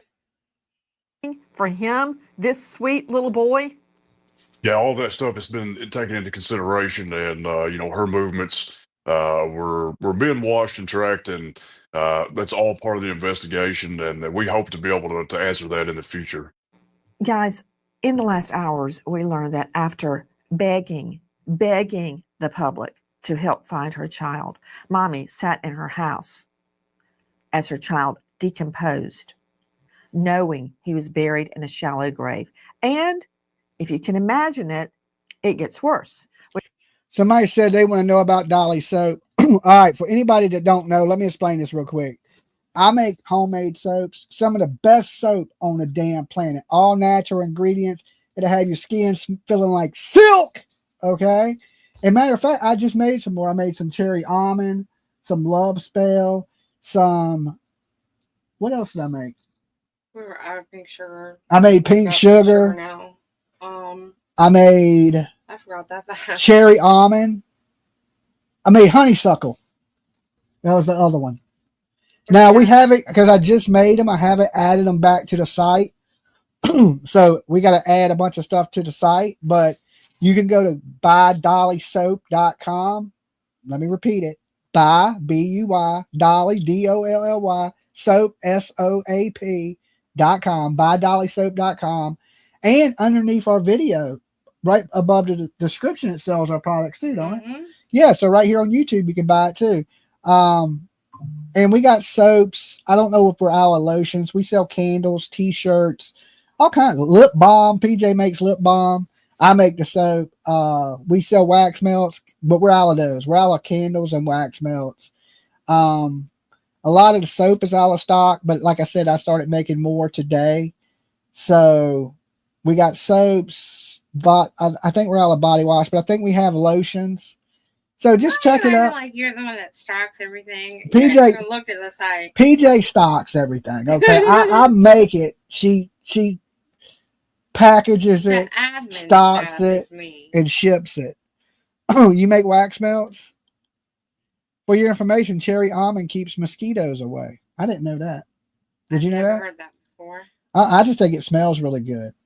Right? It smells really like cherries, and so I use a lot of the cherry almond soap. I use a lot of the raspberry lemonade soap. That was the first soap I ever made, was raspberry lemonade, and it grew from there. Now we got like 15, 20 different soaps. They're all the same soap. The only thing that's different, my recipe's always the same. The only thing that's different is the scent of the soap, right? That's it. We don't change the soap ingredients for every soap. Every soap has the same ingredients. It just has a different scent, right? And we color them different. So they may be colored a little bit different, but all in all, the recipe for the soap is exactly the same. And we only change the scents and the colors. So there may be different colors, different scents, but the soap itself is always the same. And my daughter, Tiffany, she was the test monkey for Dolly soap. So for anybody that don't know, the first time I tried it, she was like, okay, it's not, it don't have enough moisturizer in it. It's kind of, it'll, it's dry. So the second time I made it, she was like, oh, that's a lot better. Okay. But not perfect. Tiff sort of said, hey, this is what, and Tiff don't like nothing. Right. So the third time I made it, the third recipe, I gave it to her. She liked it and I couldn't believe it. Right. She was like, that is it. That is the soap, Dad. That's perfect. Right. So, and Tiff hates everything. Right. If you can make her happy, you can make the whole world and probably 3 other universes happy, because Tiff don't like nothing. Okay. She's critical of everything. So on that third recipe, when she said, Dad, this is the soap, I was like, okay, I got it. And I've never changed it since then. And it's been what, 3 years? Mm-hmm. So that same recipe has been running now for 3 years, and we've sold hundreds and hundreds of bars of it. So, and almost everybody that has ordered Dolly soap Has ordered again. That is, thank you guys. Thank you so much. That helps so much, because, a lot of people think if you're on YouTube, you make all this crazy money and you got a fucking Ferrari, right? And I'm telling you, it ain't that way. We have to sell t-shirts, soaps, lotions, body wash, lip balm, anything you can think of to keep the lights on. So thank you guys that purchase our stuff. That it means the world to me and PJ. Thank you guys so much. We're now hearing allegations she coached her other children to lie about what happened. But when police arrive at the scene, they immediately start the search. Listen. Upon arrival of units on scene, they immediately began a search of the immediate area, followed by a larger scale search that's been followed out in conjunction with Breathitt County Emergency Management, along with multiple search and rescue teams. From Fox 56. Think about it. What if you could delay your next 2 mortgage payments? It's not just a dream. That would equal money in your pocket and much needed financial breathing. A secret she thought would never be uncovered. In the last hours, we're learning a lot as we go to air tonight. Tell me, Sydney Sumner, was mommy spotted at McDonald's? According to Facebook posts from some very angry locals who spent their time volunteering, who are familiar with this family, she was spotted at McDonald's grabbing food while others were out in the heat, in the wilderness, dealing with the bugs, going through very thick wooded areas, looking for any sign of Jaden. I mean, people were looking through piles of garbage for any clue, any sign of this missing little boy, and she's stuffing her face with a burger. Okay, you know what? That's bringing up the horrible specter. He's raising his head like a monster. Here's what they haven't touched on. There's other small kids in the house. Right? That's the one thing they ain't really touched on, that she got the kids to lie. The stepdad got the kids to lie. There's other small children still right now at that trailer, right? Where's the outrage of that, right? Like, Nancy, when you need an expert, you need to call Dolly. Yeah. Okay? You need to call. Sometimes I wonder about her expert panel. You need to call Dolly. We got to remember that, she probably went to Mickey D's because she's too lazy to cook the kids' food. And it's cheap. It's easier to go get them a Happy Meal, which is terrible for them. Well, I mean, where was Katie and Chris? Didn't they go out to eat or something? Yeah, they went out to eat. Katie and Chris, they were going out to like steakhouse. They were eating good. Yeah. Right? And they were out motorcycle shopping. I mean, actions, right? Actions speak volumes. Your actions, your behavior. Like, this woman should be buried. For her charges, I hate to say it, ain't shit. No, they're not. For what she's done, to be charged with 2nd-degree manslaughter, it's a slap in the face to every parent out here that has a kid, that loves their kid. I mean, that's a slap in the face. Like, is that justice? Is that justice? One thing in true crime we all do stand for out here is justice. That justice is served, right? And this damn sure ain't justice. Damn sure ain't justice. Scott Peterson, remember? Remember this, Sydney Sumner? You and I covered this together. We about fell out when a detective told us, and this was recent because it did not come in at Lacey's murder trial, Lacey and Connor's. We were talking to, I think it was Brokini, you and I, and he said that when Scott Peterson was told, we just got the DNA results from the 2 bodies that washed up on San Francisco Bay, and it is Lacey and Connor. Within 5 minutes, Scott Peterson asked if he could stop at In-N-Out for a double with cheese, a large fry, and some kind of a frosty drink. He just got told, your wife and child are dead. Those are their bodies. And he wanted a double, whatever that is. Double. So Damn. obviously, it did not. I do have to say, I like Frosties. Okay. Every now and then I'll stop and get me a nice chocolate Frosty, but then again, I ain't got nobody dead that I'm hiding. I just be like, hey, there's a Wendy's. Let me get me a Frosty. Affect mommy's appetite. Another thing, Sydney Sumner, and again, I'm projecting, and Dr. Sue Kornbluth's going to have a field day with this. After my fiance was murdered, I remember losing down to 89 pounds. The thought of food nauseated me. And I can still remember the first thing I consumed. I was staying at my mom and dad's, Sid, and went into the fridge and drank some orange juice. I remember that moment that I finally wanted to drink something. Now, tell me again, how did we find out? You actually found out. How did you find out mommy what a cute is kid. chowing down at McDonald's while her son is missing and she knows he's in a shallow grave decomposing? Jackson locals who know this family, who are familiar with Jaden from school, who have seen Felicia Gross around town, are angry. They are up and they are posting about all of the things that she did and didn't do during the search for her missing son. So someone said, oh, I saw her at McDonald's getting food while other people are out looking for her kid. So people are not happy about this situation, and that she blatantly lied and led people to believe there was hope to bring Jaden home safely. Well, another thing, taking Gayhart and all of his people away from their families to look for her son through the night, through the elements, walking shoulder to shoulder, coming up with everything they could while she's at McDonald's. Ben Powers, now what were you saying about how people react? There's no playbook for grief, blah, blah, blah, blah, blah. And now mommy's spotted with a Big Mac chowing down.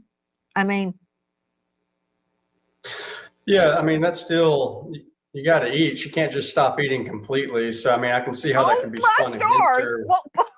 But, I mean, there are people that do stress eat. I mean, the same is true. I mean, you have to eat. I mean, she's got to keep living. You're keep amazing. Eating, keep going on. But, I mean, that doesn't mean anything. You it's just a hamburger. took that nasty wet hay and you spun it out into gold, Rumpelstiltskin. Dr. Sue Kornbluth, we clearly need a shrink, okay? If mommy has taken to her bed and can't even get out of bed because of grief, I can understand that. But well, how do they know she wasn't feeding the other kids, right? Because we get into like the Leilani Simons situation where they liked all the other kids but didn't like Jaden, right? And you got to remember, there's other kids in that house. And I believe more likely she went there to get food to feed the other kids. And I bet you they're not as skinny as Jaden. Jaden looked malnourished. He looked like he'd been abused the whole time he'd been there. So, I mean, I could understand the Mickey D's thing because she's probably caring for the other kids and not caring for Jaden. I mean, mommy chowing down at McDonald's on a Mac meal? What? That ain't gonna play with the jury, doctor. This is infuriating, okay? She's out having a Big Mac or whatever while her child is missing. You know, Nancy, this is screaming to me, liar, liar. And I don't know what is going on here, if it's mental illness or what, but I'm thinking about Anthony right now, and not in a great way. That some of the same stuff is going on here. You know, to me, Nancy, it seems like. You notice we learned that in the Leilani case. She would feed all the other kids and she would feed Quentin Simon last. Okay, so Quentin pretty much just got the scraps of whatever was left over from the other kids because she didn't like Quentin. And I guarantee you, it's the same thing with Jaden. All the other kids ate and he was the last one to get anything because for some reason she had some resentment against this child. Like it's a mother that doesn't want her child. Oh, you just said something really, really smart, Dr. Sue. You just stepped on a landmine because I've got some news for you. But I want to first, hold on before I lose this thought. Trooper Matt Gayhart joining us. Trooper, I'm sure you love it when people give you suggestions for your investigation. Why don't you? And then they, fill in the blank, see a psychic, consult tarot cards, blah, blah. It goes on forever. But I'm going to do it. I'm going to go out on a limb.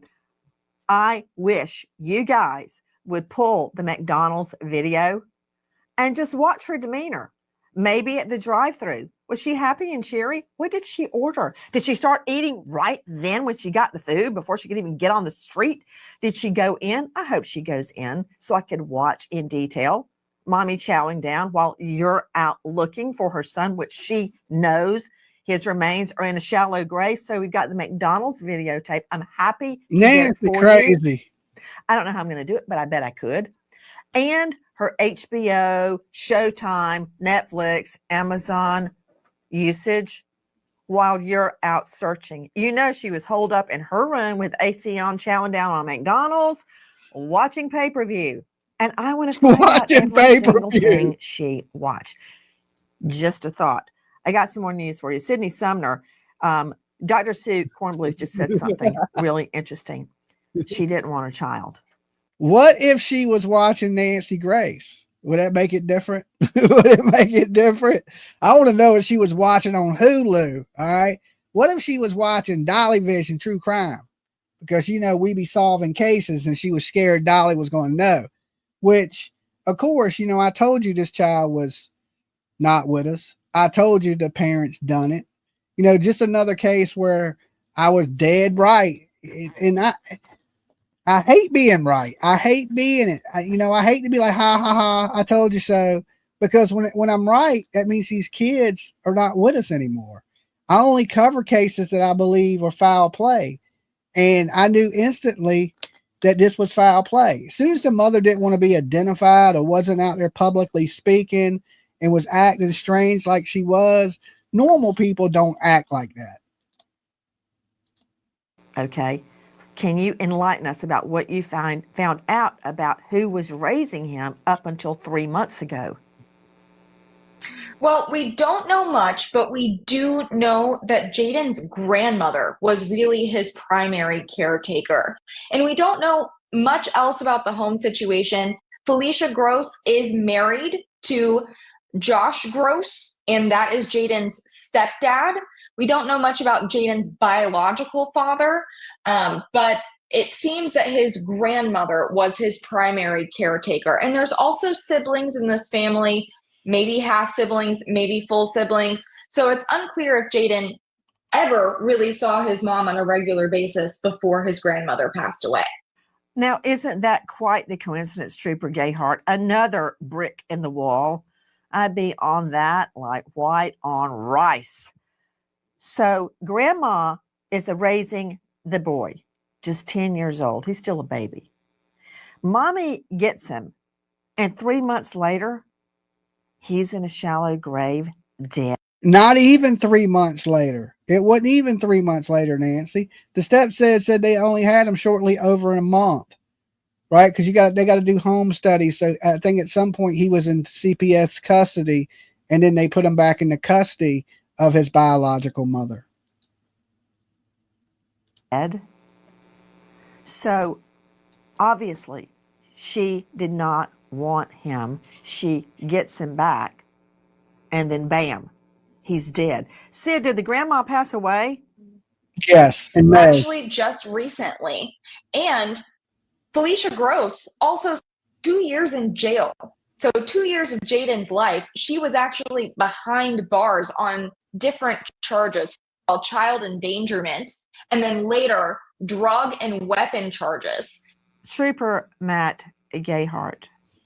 I mean, the grandma is clearly in failing health, and she gives Jaden back to mom, and within 3 months, he's dead.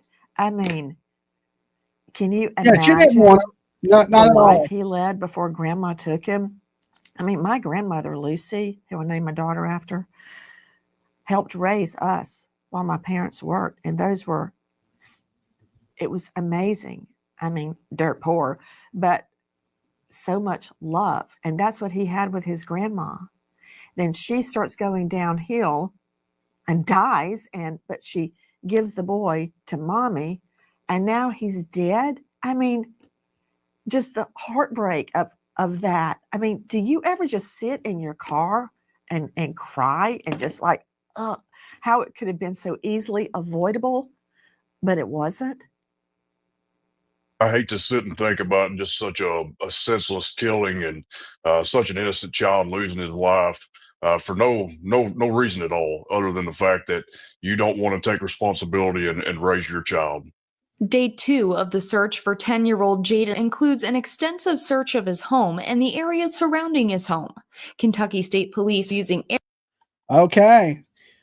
Well, yeah. I mean, listen, anybody that can hurt their child, and like she's saying this was an accident. Does anybody believe this was let's take a little vote real quick. First, I want you to like the video. There's 1,600 of you here with us tonight. I want you to like the video. And then I want you, if you believe this was an accident, I want you to press 1 in the chat after you like the video. If you believe it was an accident, if you believe this was purposely with intent, I want you to press 2, but make sure you hit the like on the video first. I want to see where my beautiful people are at with this. I see some 2s popping up in the chat already. Okay. 2, this was on purpose. 1, it was an accident. 2, murder. I see all 2s coming in here. I don't think anybody so far believes this was a mother that just accidentally gave him too much medicine. You know, she had criminal charges before, endangering a child that could lead to severe harm or death.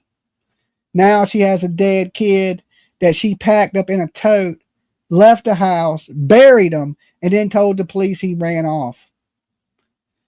How in the holy hell, and I mean the holy hell, is this second-degree manslaughter?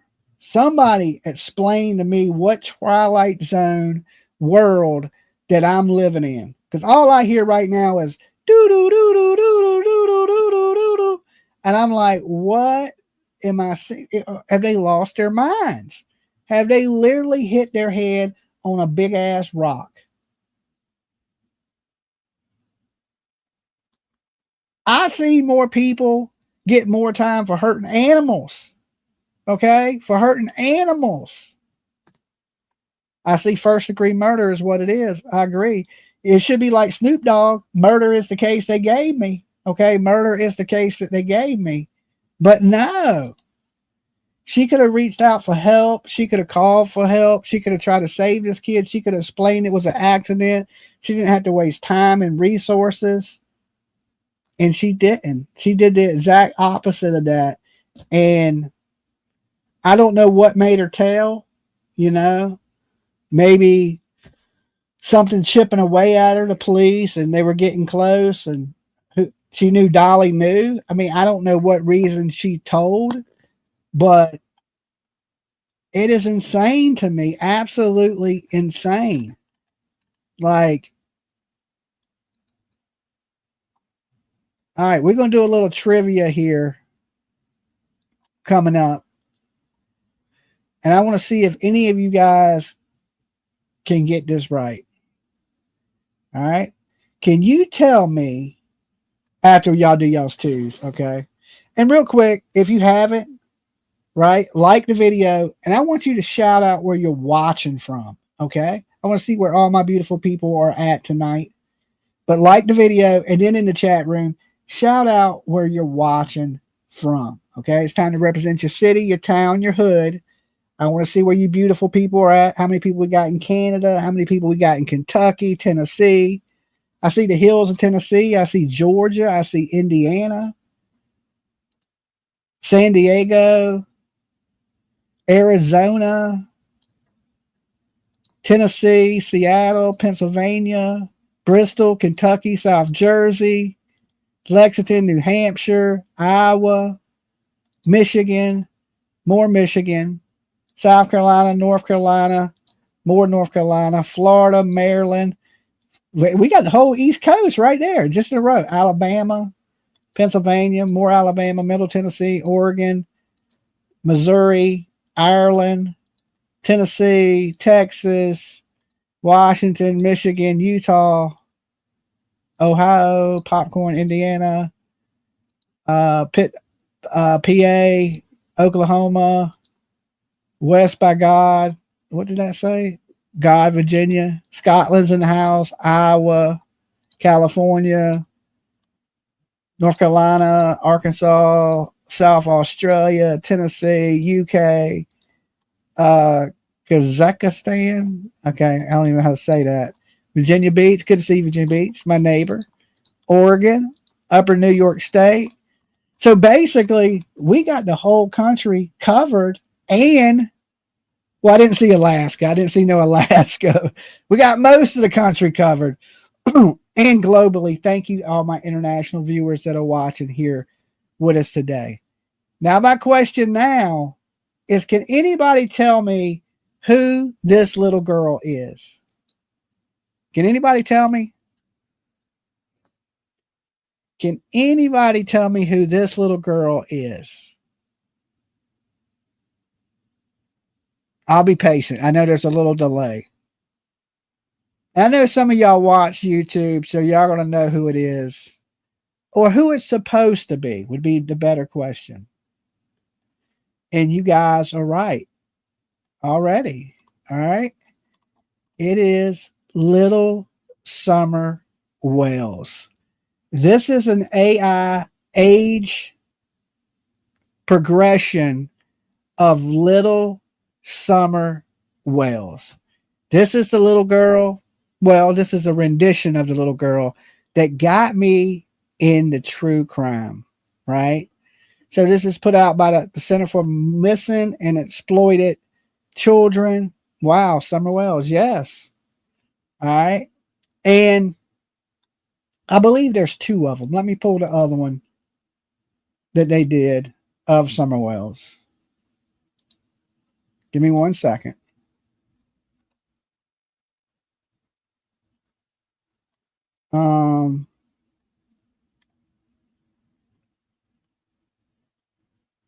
No, they're the same. I thought it was two different ones, but it's the same. Let me click on this one.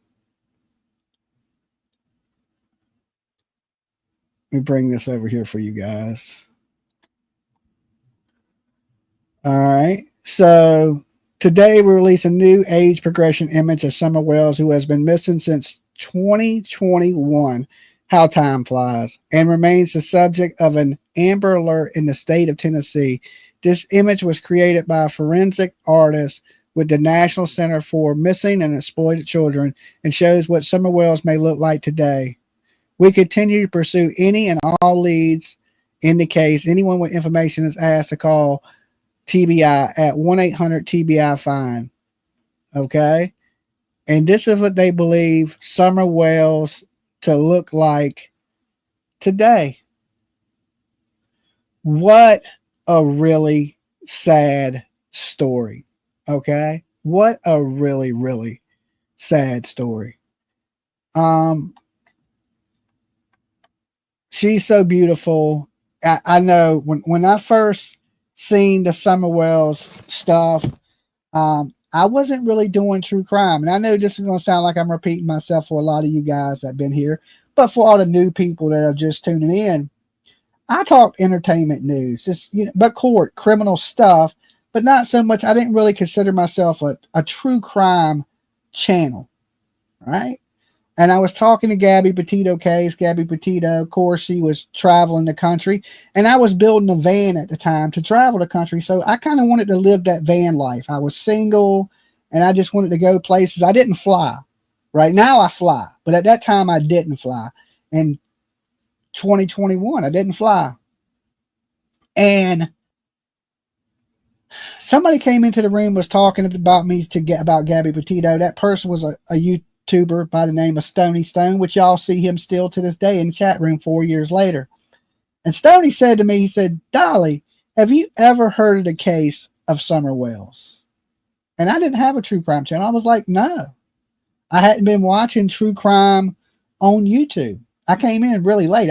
Believe it or not, I'm pretty new to true crime, only 4 years. Okay, 4 years of this with you guys. And some of y'all have been here every day of that 4 years with me. Thank you guys. Y'all are amazing.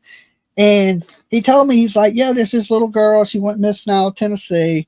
Her name is Summer Wells. And it's the craziest story. He said, you think Gabby Petito's crazy? He goes, you got to hear the story of Summer Wells. So, people tell me about cases all the time. And I don't always have the time to check out cases. So I didn't immediately go look up Summer Wells. I didn't. But I was sitting around bored one night. And this is what I mean about planting seeds. Okay, you'll hear me say that sometimes, planting seeds. You'll say something and that seed is there. You planted the seed as soon as you say it. And you don't know how many people you can touch by planting a seed, or you don't know how much you can change somebody's life by planting a seed. And I tell Stony Stone all the time, I was like, dude, you changed my life completely. The path that I was on, you completely changed it. Not knowing, he didn't mean to, right? He just said something. He planted a seed.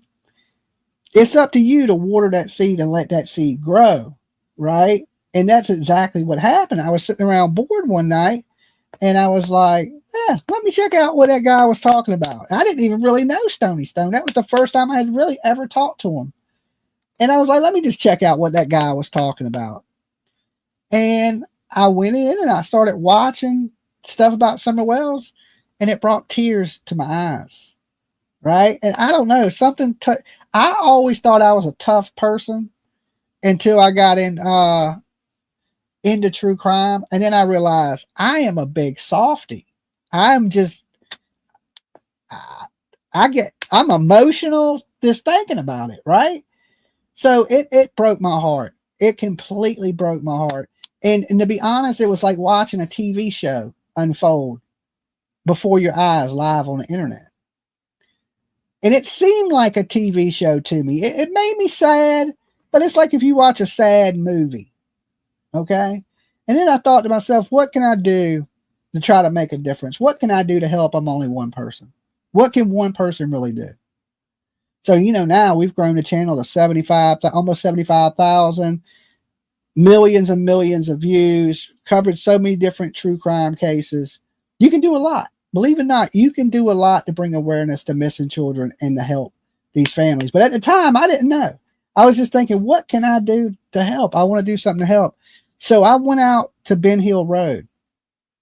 110 Ben Hill Road, never forget the place a day in my life. And you know how I said it was like watching a TV show? The reality, when I was standing on Ben Hill Road, hit me harder than a ton of bricks. The emotion of it, the realness of it, it was like a TV show thing, went right out the window. You realize right then when you were standing on the road how real this was, how affected this has affected people. And it grabbed my heart and damn near twisted it out my chest. That's how sad I was standing there on Ben Hill Road for this little girl. Just looking at the surroundings and the area that she grew up in. That is what made the change, right? And I was like, okay, I want to do something with my channel that helps, that makes a difference, right? Because what I was doing wasn't making no difference. It didn't do shit. It didn't benefit anybody. It was just entertainment, right? It didn't have no benefits to what I was doing.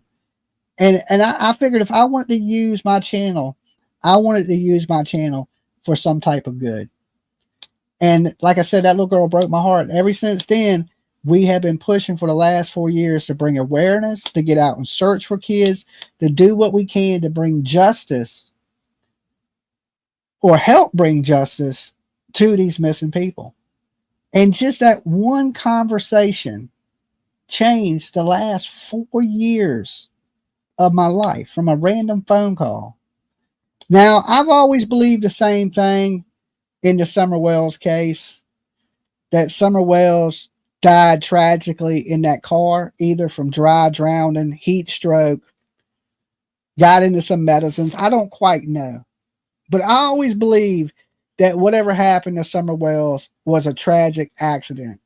And the parents, of course, alcoholics, drug addicts, neglectful, to say the least, okay? And I've always believed that they had an opportunity to, you know what they're saying happened to Jaden Spicer? I believe that really happened to Summer Wells. Something happened. I ain't saying they drugged her, gave her too much drugs. I'm saying something bad happened, and instead of telling the police, they hid Summer Wells's body. I seen somebody say they used to watch me play Fortnite. That's what I'm saying. My channel had no importance. It had no, it didn't do nothing to help people, right? And now it does. The channel has meaning. It has a purpose. Before, it was just a bunch of random me doing whatever I do kind of things on YouTube. Now it's more purpose, more driven. It has meaning, and it's going to do a lot of good. I know that. And that's the reason we've seen the success that we've seen up here. But, sad situation with the little girl. And I always felt like something bad happened to her, and they covered it up. They covered up the disappearance of Summer Wells. And I always ask myself, why would they do this? Why would they cover it up? And then we got to remember that Grandis that day went to the hospital. She got some pain meds. They were under the influence. I truly believe that. And she was also off drinking with the young boy Hunter. So I think she thought she was going to get in really bad trouble, which she probably would have got in some trouble. Child neglect, criminal child neglect. And she was scared. So she covered it up.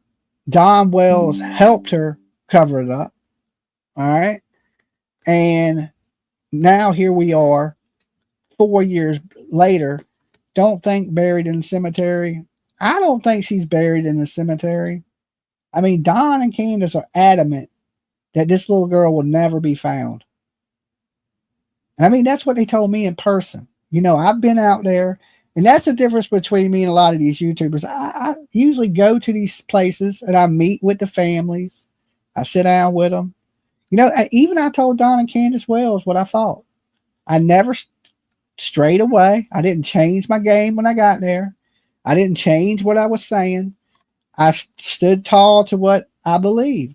I said, listen, I believe, this is a tragic accident, and y'all had an option and y'all covered it up. They swore to me that I was wrong. They didn't get mad. They didn't really get mad at me.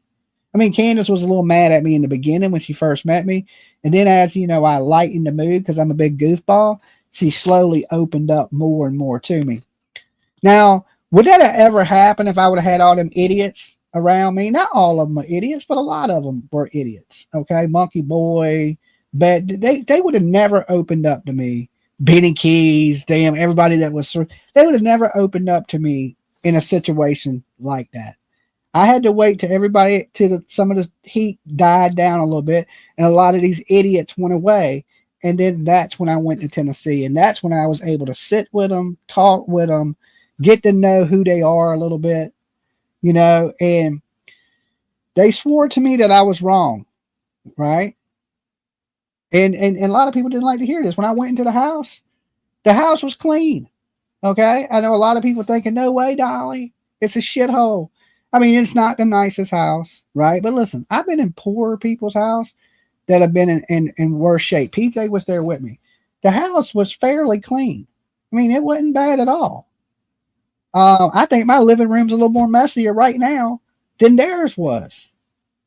And then, you know, of course, all these people that hated the Wells, they instantly attacked me for being truthful, right? They expected me to come up here and say how bad it was and how terrible that they're killers and all this. That's what they wanted, because a lot of these people push a narrative here on YouTube.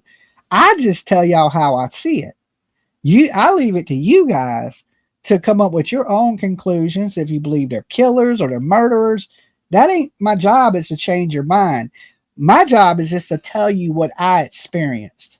Okay. And that's what I did. I could have came up here and said they were horrible, terrible people. Oh my God, you ain't going to believe what I seen, and hyped it up into be some terrible story. But it really wasn't. We sat down, we looked at pictures of the kids. They shared stories about all the kids with me. You know, it was, I seen Candace laugh. I seen Candace cry. I seen every emotion you could think of with these people.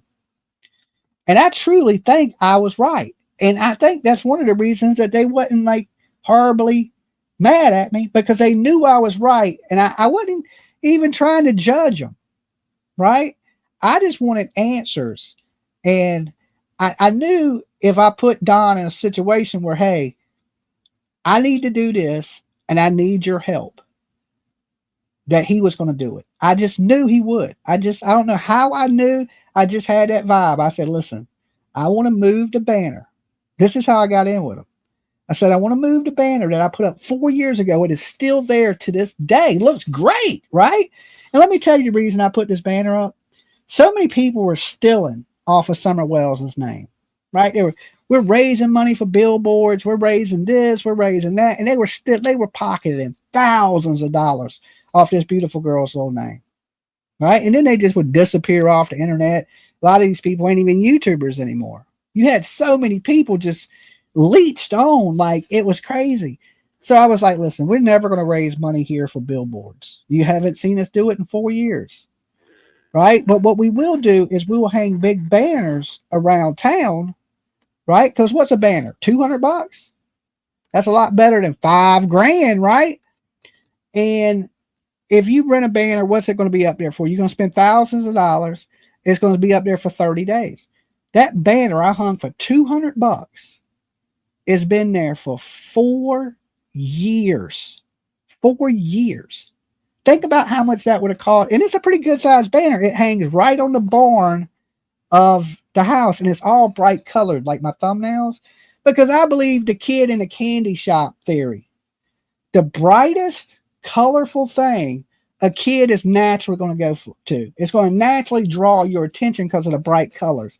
It's like a big top circus. You're going to look because it's bright colored. Flash, you know, just like Vegas gets you with the lights. It's the same theory. It's like whatever's the brightest and the boldest, it's going to stand out. But it's been on their property. Who's going to see it? Everybody that is riding down Ben Hill Road. And now you would think Ben Hill Road don't get a lot of traffic, but the Beach Creek does. Staying down that road, you'll get ran over. There's hundreds and hundreds of people every day that drive down that road. They drive down that road when traffic's backed up from the interstate. So it's a cut-through road. A lot of people don't know that about Beach Creek. It's not Ben Hill. Ben Hill is in the holler. You turn off of Beach Creek onto Ben Hill Road. But the main drag is damn Beach Creek, and there's a lot of traffic on it. At all times of night, there's traffic on it. So a lot of people seen that banner, right? And when you ride through the city, do you pay too much attention to the billboards anyway? Do you? Think about it. Dolly, you know she was watching the news. You really don't, right? I don't read the billboards around here. I don't ever pay them any mind. To be honest with you, I don't. If you had a big bright banner sticking out, I would look at it. I go, okay, yeah, right. So I always thought of it like that. You know, these people out here that are taking all this money, and let's do something good. So when I told Don, I said, listen, because I had the banner hanging in the trees along Beach Creek. And I told Don, I said, look, man, all I want to do is move the banner to the shed, okay, which faces Beach Creek. So if you're riding down Beach Creek, you're going to have to drive past this shed. That on the side of the shed is the big bright yellow and purple banner, because her color was purple, right? But I needed something bright, so I did that, like the trim of the banner in a bright yellow, so it's yellow and purple. And the same thing I did for Michael Monkey Vaughn. I flew out to Idaho and I put up a big banner for Michael Monkey Vaughn. Last time I talked to Brandy, she told me that banner was still there. And it ain't a banner. They're screens, so the wind can blow through them. Because if you put up a regular banner, the wind will rip it, right? Because it can't pass through it, so the wind will blow it apart and rip it and tear it, and it weathers really bad. But what I had made were screens. They're big, huge screens. So they painted up there, and in 4 years the banner hasn't faded. It ain't ripped. It ain't tore. I can't even believe it. I'm like, that is the best couple $100 I've spent. Same thing with Michael Monkey Vaughn. And that was kind of like my calling card. I'd put these banners up. And that way it was a cheap way, because you want to bring awareness, but you don't want to spend $1 million to bring awareness, especially when you ain't got it. And I'm a little channel. What can I do? I can't put up $5,000 billboards, but what I can do is put up a few couple $100 banners here and there around town that people will see. So that's what I did. So I told Don Wells I wanted to move it, and he agreed to help me move it. So I was like, okay, well, let's meet, let's talk. And we met at a Wendy's. Speaking of, remember when she said something about a Frosty? So I sat in there with them, and they ate chili and crackers and shit. And I just sat there eating a Frosty while Candace Wells mean mugged me. Dolly, have you seen what Fred is saying that happened this summer? I don't believe Fred. I don't believe none of these. I don't believe Jody Sue. Right? It helps because it keeps it going. It keeps Summer Wells' name out there. But do I believe it? Do I believe anything these lying ass, meth-headed ass people are saying? They all go to the Methodist church, right? Do we believe it? Jody Sue can't even put a good sentence together, okay? She is so... I don't know what type of meds she takes, but holy shit. All right, that shit has tore your brain apart, okay? It's tore your brain apart. And the last time I talked to Jody Sue, right, because she's made a video talking bad about me, she called me. She called me up. Jody Sue Brown did, right? And was saying how she knew things and she wanted to go searching with me, and there's things she wanted to tell me, and she talks god awful slow. Like it's almost like Chinese water torture. Like slower than Justin. And I didn't think nobody, his West Virginia ass, could talk that slow, right? Like the hills have eyes, speak faster. They talk so damn slow. Who has that much time in a day? Nobody. How do people listen to that shit? It's beyond me. They say people from the South talk slow. I don't know. I'm like, I hear some of these people, that dude, West Virginia's north of me. That dude talks dreadfully slow. Like, damn, dude, are you like LD? Did they get you off the short bus that make a YouTube channel? I just don't know, right? Like, good Lord. All right, Helena, thank you so much for that. So I don't listen to nothing none of them idiots say, right? I just look at them like 1 idiot, 2 idiot, 3 idiot, 4. One more idiot makes 5. I mean, they just all damn idiots. I can tell you this. If you counted every brain cell in the holler, and that holler, I ain't talking about all hollers, because some of you people live in the hollers, y'all good people, smart as a whip, don't talk slow like the monkey boy, none of that, right? If you counted every brain cell in their holler, it could not reach 2 digits, okay? It would never reach 2 digits in a million years. If everybody combined their brain together and that whole holler, you would have the education of a 2nd grader, okay? I can't leave you alone for a minute, shake my head. I mean, it's just the truth, okay? I don't want to call the people stupid, but they dumb as a rock, okay? I've seen rocks with more intelligence. I ain't lying. Pet rocks. Okay. So my name is, and have their name on it. They couldn't even, the rocks at least say it right. They couldn't even put that sentence together. I'm like, damn. I mean, they can make a movie. You talking about the hills have eyes? They should call that shit the hills have no brain. Okay, just dumb, stupid, dumb. You walk down Ben Hill Road, you get dumber. Okay, my IQ dropped just walking down the street. That's how bad it is out there, and that ain't no joke. That is just simply the truth.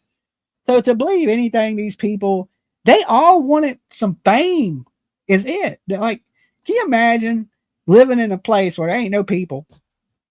You're in a holler, and now you got all these people paying you attention. Like, they're just seeking attention.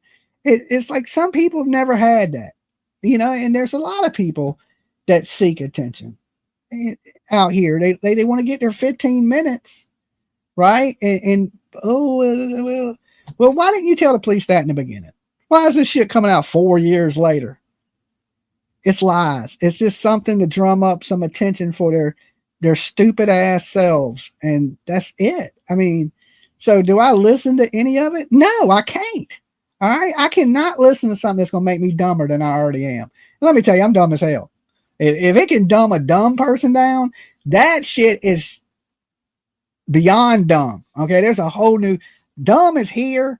What they are is somewhere down here somewhere. It ain't even the same.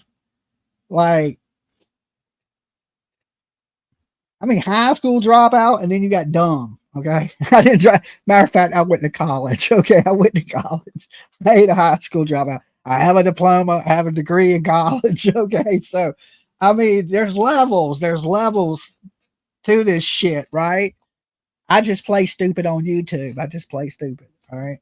But is Summer Wells ever going to be found? That's the question. We're showing all these pictures of her aged. I haven't been wrong yet about these kids and not being with us. And I don't believe I'm wrong about Summer Wells. Summer Wells, guys, it breaks my heart to say it, because Summer Wells is the kid that got me into this. She's not with us. I'm not out there searching for Summer Wells as a kid, running around living her best life. I go out there searching for Summer Wells' remains. And that's why I continue to go to Tennessee, is to look for Summer Wells' remains. Not one time in my mind have I looked at kids running around playing and go, is that Summer? Not once. I fly the drones really low to the ground looking for pieces of bone. Because at this point, that's all she is. If she's out there and she's scattered, because let's just say they dumped her somewhere, would be the best. Because if they buried her, we're never going to find her. Never. If they dumped her somewhere or buried her in a very shallow grave, animals will dig those graves up. They will scatter them bones. Okay, scattered bones. That means there might be a little piece of bone here. 10 miles down the road might be another bone. Animals have ran off with the bones and stuff like that.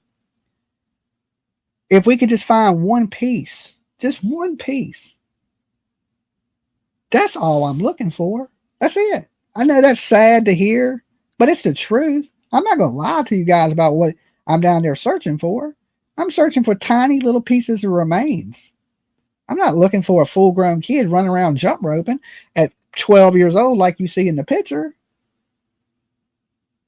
It ain't happening like that. I wish and pray that I'm wrong every time in all of these, even in Jaden, even in all of them. Sebastian, I pray to God I'm wrong. But in my heart, I know I'm not. I'm a parent. I live in the real world. I watch the news. Okay. I know how bad the world we live in is. I've dealt with parents that have murdered their children. It's not good. It's a weird thing to have experience in. And some of y'all may have that experience and some of you may not. But I'm telling you now, 4 years of this, I would have a bachelor's degree in college. Okay. From just the time I've been covering. So I've looked at it now, like with my 4 years in, I got at least a bachelor's degree in true crime, working on my master's. Okay. That's just, I got more criminal knowledge than I ever thought I would have. Right. And you know what they say? It's bad. It's just a sad situation. You know, if I was going to tell you, you know, after 48 hours of missing, the chances you be found alive is cut by 50%. And then every day after that, another 25%. The odds of this little girl being alive are astronomical. You got a better chance of winning the pick six of $100 million right now than you do of Summer Wells being found. That's sad, man. That's sad. Because the person that got me into this, I know ain't with us. But I do want answers for this kid. And I'm not giving up on her. Right? I don't care if it's 10 years, 15 years, however long I got left in this tank.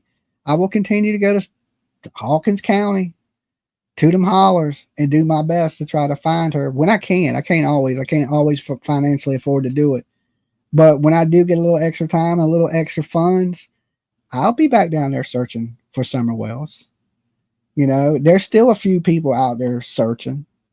No, I know there's Ryan Finds Truth. He's a YouTuber up here that continues. Last time I was down there, he pulled up to me, him and Andy, Jody Sue Brown's ex. And they were like, "What are you doing out here?" And I was like, "I'm droning." And they were like, "Well, it's nice to meet you, Dolly."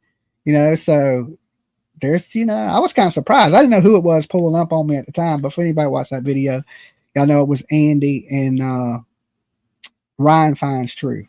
And for what I hear, Ryan steadily goes out there and looks for Summer, which is good because there ain't many people left. Summer Wells in the beginning had a big army. Everybody abandoned Summer, right? Just like Sebastian Rogers. Remember Sebastian Rogers' army? Remember Sebastian? Anybody remember that? Raise your hand if you do. Now everybody's kind of just said F them and don't talk about them. But they did that to themselves. Ryan Finds Truth popped up on your feed just today. Well, because he may be talking about it because they have, you know, the update on Summer Wells' picture. But remember all that, all them people, where are they at now? Where's that army at? You know, they did such a good job of suing people, putting out misinformation, lying, running people off, that nobody talks about Sebastian Rogers. Ain't that a shame? And they did it to themselves. Ryan is a super nice guy. Okay. I'm just saying, and we see all these people that claim to be, that's why I never say I'm army. I'm just for the kid, right? I'm team Summer Wells. I'm team Sebastian. I'm team Michael Monkey Vaughn. I'm never a part of these armies, right? Because armies seem to fall apart. Teams stick together. So will Sebastian ever be found? Maybe his remains, but as a kid, a person running around healthy? No.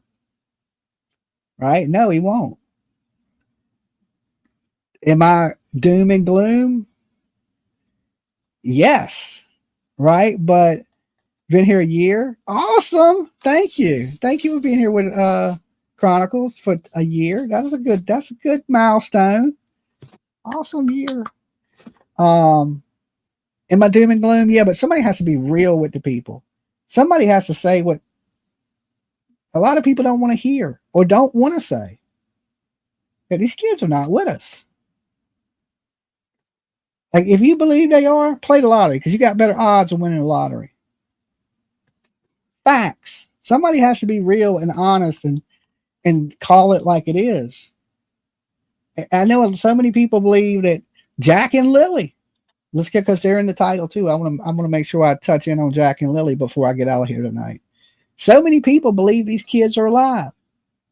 When I used to take votes here, right here on this channel, so many people would say Jack and Lily are alive. Well, let's do this tonight. If you believe that Jack and Lily are alive, press 1. If you believe that Jack and Lily Sullivan, kids from Nova Scotia, are no longer with us, I want you to press 2. All right? Because when I used to take votes, majority would say these kids are still alive. And I'm like, I don't think so. Now I'm seeing a lot of twos. You know, in the last 3 months, a lot of minds have changed with inconsistent statements. Lying, the lack of searching. It makes people go, yeah, these kids, I used to say one, see? I know. I'm just pointing that out to you guys. You know, I've told y'all this from the beginning. I never waver in what I say. It's sad. If it draws my attention, something's wrong.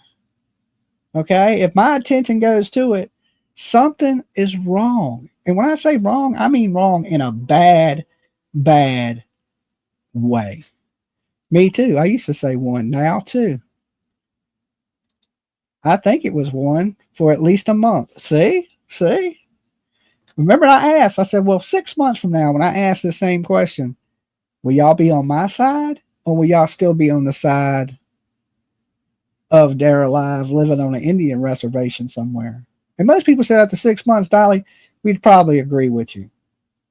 And it ain't even been 6 months. It ain't even been 6 months.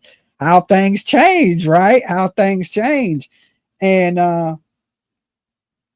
I'm glad to see that now we're on the same page, because then I don't have to explain as much, right? We all are in the same places. And some of us have been in this longer than others. There's a lot of you guys in here in the chat room that have been into true crime longer than me. Way longer, right? Way longer. Been here with me for 4 years and shit. You were watching true crime on YouTube 4 years before I got here. There's people with way more experience in this chat room than me. And most of you guys knew, right?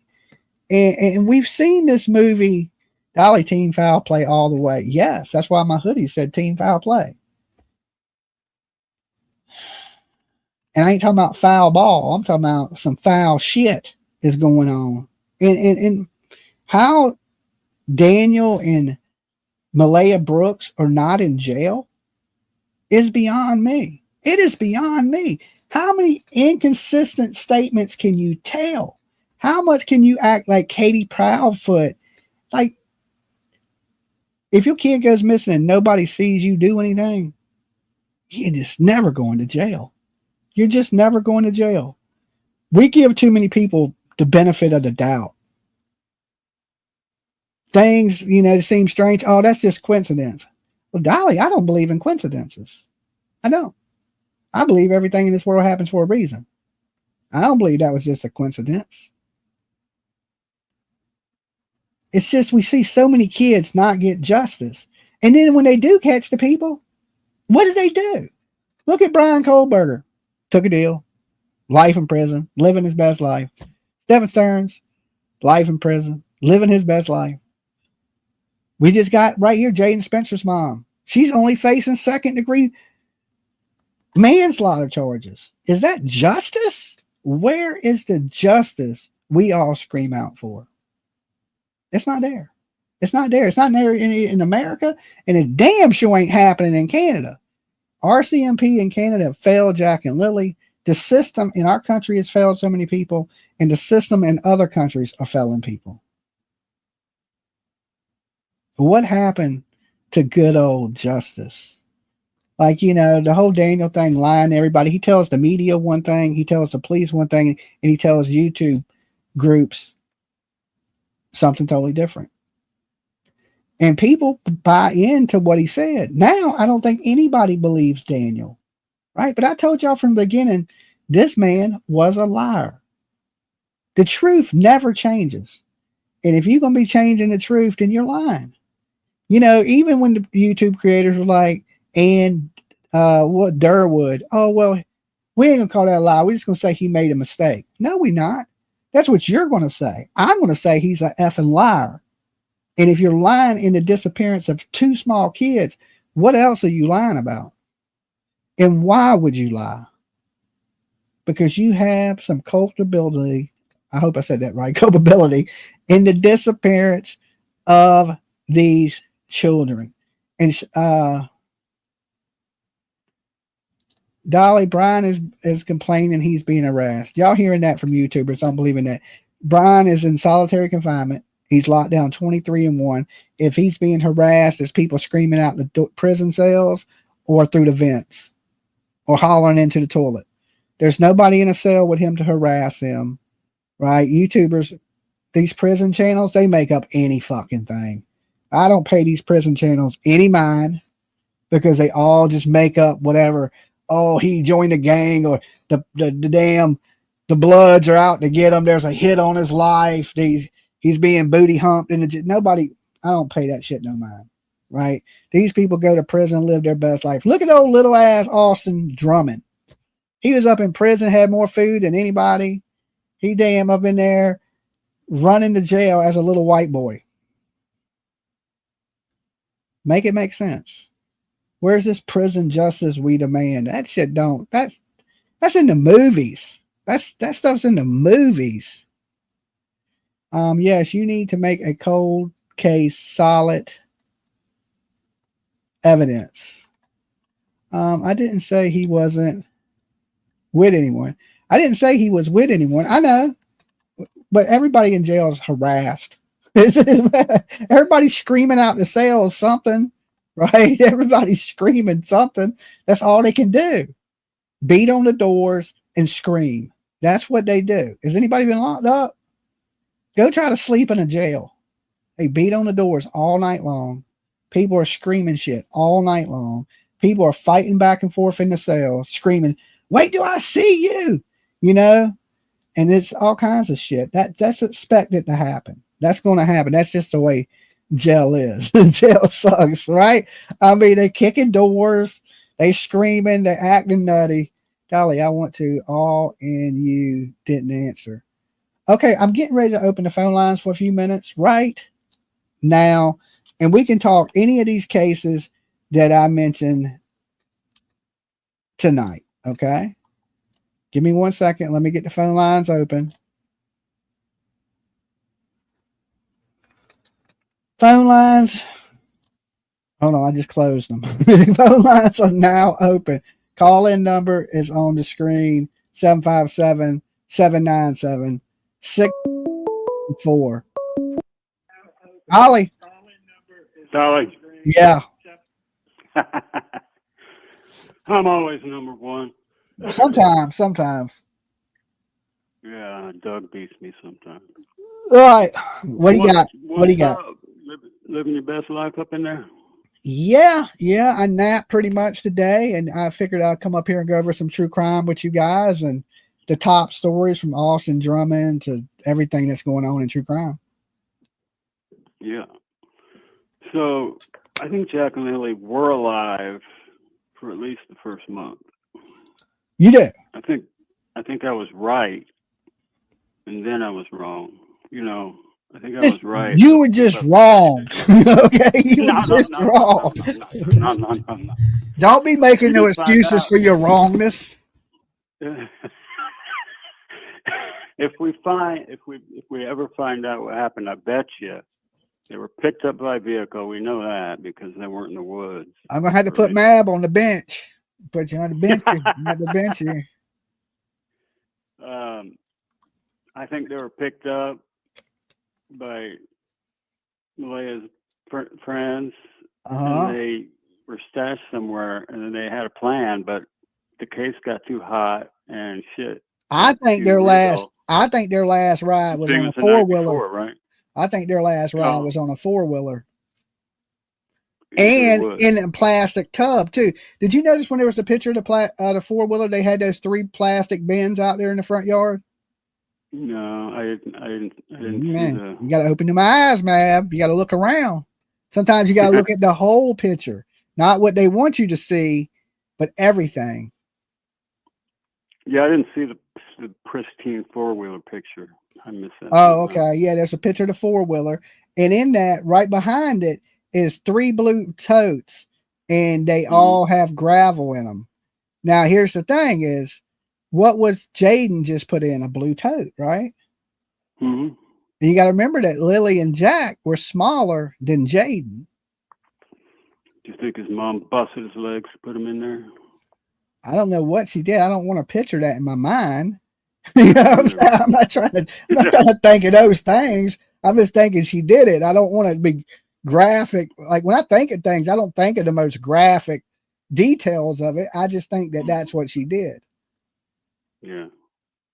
So horrible. I don't know how anybody can do that. It's bad enough to kill your kid, but then to have to like dismember or to. A lot of times when they try to put them in the freezer or Yeah. the container, they go, "Oh shit, they don't fit," and then they start sawing and breaking and shit like that. That's what Adam Montgomery did. Yeah, and I've seen a few online that one of them busted this lady wife up, put her in the freezer. The guy called because he was freaking out because she was still alive. The child was in the freezer? No, the wife. Oh, wow. So he took her out of the freezer and she was still alive. And by the time the police got there and everything, she had just passed. But the guy couldn't seem to kill her.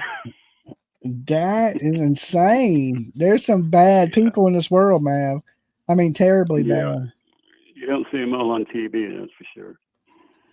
Well, justice is going to get you one way or another in the end. Your time will come, and it's just not quick enough for me. I'm impatient. I want to ship you off to Mars. I think that's what they should do with some of these people. And I'm sick of these missing children cases being treated as runaways. They wandered off into the woods. Yeah. Just like you think. I think that shit should be locked down, forensically tested. For the first day, you lock it down, get the pull out, forensically. Absolutely, because they tend to treat it more like a runaway than a crime scene. Yeah. Dolly law says you have to treat a runaway like a crime scene, especially 10 and under. Mab law agrees. Mab law. Okay. Yeah. All right, Mab, you be good. All right, brother. All right, peace. And for anybody just tuning in, you're thinking, what the hell is Dolly law? If I hadn't lived in the perfect world and I could pass a law, it would be Dolly law. If you act like you don't know where your kids are, we lock you up until you do. It's simple. We treat it like a crime scene, not like a runaway, until we have proof that the child ran away. Dolly. Hey, Dolly. Hey. It's Rhonda from Tennessee. How are you? I'm doing pretty good, Rhonda. How about yourself? I'm good. Okay, let's start with little Jaden. But, I know you don't talk about other YouTubers on your channel or whatever, but the Hatfield McCoy people that were there, they told the mother that when they came back the next day, that they were going to Canoe Road to look for Jaden. Well, they said they were going to Canoe, not the Canoe Road. Yeah. Well, Canoe is a county. It's a whole county. Okay. And there is a Canoe Road. Canoe Road is actually in Jackson. Oh, okay. Well, anyway, so that's when the mother that evening or whatever told the law that she could take them to him or whatever. But Jack and Lily, they're gone. Summer, we know, is gone. Yeah. I've cried over that. I've been in this is a sad situation. What else? Oh, Brian Colberg, you talked about that idiot. He's well, Nancy Grace had him on the other day. We were talking about it, and she said, "Oh, Brian's crying." She is because they're hollering, "Hey, kitty, kitty," through the vents at him and shit. Yeah, but he's just they can't, baby. They can't get to him. They can't get to him. No. But anyway, I was just going to call and touch base with you and just tell you that. But you think about really this. If you in a cell and people are screaming and you can't sleep, after about 3 or 4 days not being able to sleep, it starts to get really bad. You know what I'm saying? So they're tortured for sure. But they said Colonel, he don't sleep at night. He sleeps during the day. He probably has to, because then people are probably more active doing whatever they're doing at the day. And then when everything's locked down, they're in there screaming. And what is bad though is if he's not sleeping, nobody in the area is sleeping. Right. That's how it works. You may try to torture one person, but really what you're doing is torturing everybody around. The whole block, ain't you? Yeah, the whole block. People kicking the doors and shit. Like, it sucks. Yeah. Like, and usually if you do that, they'll try to get you out of there if you're disturbing everybody. But he's in max, so once you're in max, there's nowhere to move you. Right. So like when I was on trustee in jail, I used to go mop the floors in Supermax. There'd be people kicking the doors, screaming, peeing on the floor, all kinds of stuff. I mean, it's barbaric is what it becomes. It's like some people couldn't even imagine it because they've never been in that situation or have never been in a max facility. Right. Well, I used to work with this lady at assisted living, and she was a nurse at the prison in Virginia, up here in Marion, Virginia. Yes. Well, and she said that one guy that was there, I mean, he spread feces everywhere, threw it out the door where they sent his food in. He'd throw feces out on the floor. And he'd throw his Well, they just let his food pile up in front of his door. So when he came out to like go shower or whatever, because he was shackled and everything when he came out there, he was crazy. Well, they would pay trustees to clean cells like that. Usually a basic trustee mops the floor, waxes the floor, but nobody wants to clean up somebody else's feces. So they have incentives. Like if you'll go in there and mop the floor, scrub the walls, they'll pay you in like soda and different money on your canteen books. Where I was at, they would. I never did any of that. I'd be like, oh, hell no. Lost your mind. I'll buff and wax the floor, the main floors, but not the cells. I wouldn't clean up anything in the cell. But anyway, I hope you're doing well, PJ. Hey, PJ. You're going to sleep. She's in bed. You be good. All right. Later. Dolly. Hello? Yes. Hi, it's Barb from Missouri. You say your name one more time? Barbie. Barbie. Okay. Hey, Barbie. How's Ken? Gone. Gone. Okay. Gone. Yeah. Anyway, it's like everybody's trying to outdo each other with these missing kids. It's like, how do two come up missing? I mean, maybe they watch YouTube. I don't know. They all seem to have the same out. Maybe they watch it and go, okay, well, this is how we do it. Because it seems to be a blueprint out there now of how to get away with it. Well, I got an idea. Okay, so if DFS is called in because you're not taking care of your kids should all get tipped. That way we know where they are. Yeah. I mean, it sounds crazy, but I think that would help. Hey, what's worse than abuse? Tipping a kid? My dog didn't even squirm when I tipped it. Listen, I don't have a problem with it. Honestly, I don't. Like, I wouldn't want to be tipped because then I think the government would be out to get me, right? I get where people have the conspiracy. Yeah, I think it's just the safer. ones that are abused, and DFS is calling in about them. Why not at birth? That way, when they disappear, we know where they are. Yeah, I mean, think about this. I'm just saying. If we chip babies at birth, would there be hundreds of thousands of kids right now missing? Well, probably not. But my thing is, I don't expect our rights to be taken away. So I don't want all kids tipped. Just the ones that DFS has to go in and remove or stuff like that. You know what? That would probably save so many. I don't know if it would save as many lives, but it would definitely turn up the kids. Right, and stop these people from killing their kids and pretending like they're missing. Yeah, because you won't be able to hide them. I'm just saying. I agree with you. That's why I said that, we don't have to like internally chip them. We can still chip them without it being internal. Like we can put it in their shoe, we can put it in their book bag, we can put it in their jacket, we can sew it into the cuffs of their pants. There's different ways of doing these crazy people that abuse their kids, though, they'll kill the tip. They'll cut it out of them is what they'll do. If we chipped every kid, you would know where they were chipped at, and people would cut it out of them. I don't want every kid tipped. Don't take me wrong. I'm talking about mostly these abused kids come up missing. Yeah. I'm just saying. I can agree. Okay, I just wanted to throw that at you. All right, you be good. Okay, bye-bye. All right, peace. I mean, if we had some type of tracking system on these kids, would we, right here, just like I said, in the last 14 days, 50 kids have come up missing from Virginia. 50. And I'm sure that's 50 across the board in every state, right? Every state probably has at least 50 kids in 2 weeks. There's hundreds of thousands of kids a year that go missing. A lot of them are runaways, and a lot of them are found, but a good portion of them are never found. Add random chip in the Dolly law. Right, there you go. I just say, like I said, we will pick up some really good tracking devices and we will put them on our store for sale at cost. So I ain't trying to make no money off of it. I'm just trying to make sure that your grandkids are safe, they're protected, and if something does happen, and I pray to God you never have to use it, but it's there in place. Okay, and that's something we can quickly add to our store and ship out. And yeah, I think it would help. I think it truly would.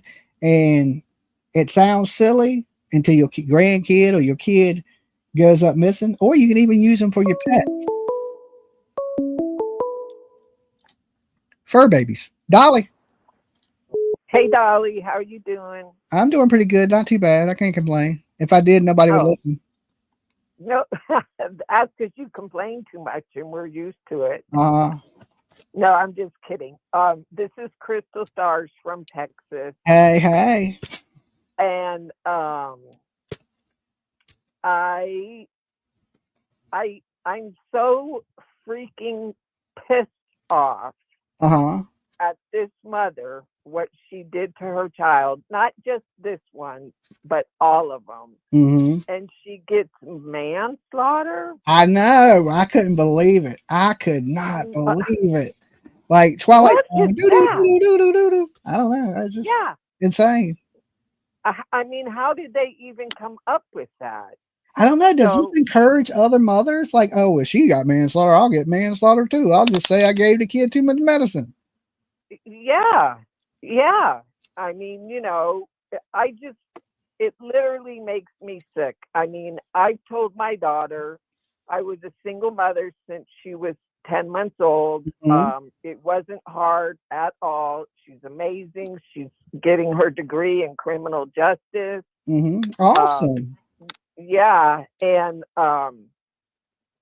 I've always told her that if mommy ever got a lot of money, we're going to build the biggest orphanage and take every child, no questions asked, just medical history, and provide a home for these kids where they are loved and taken care of,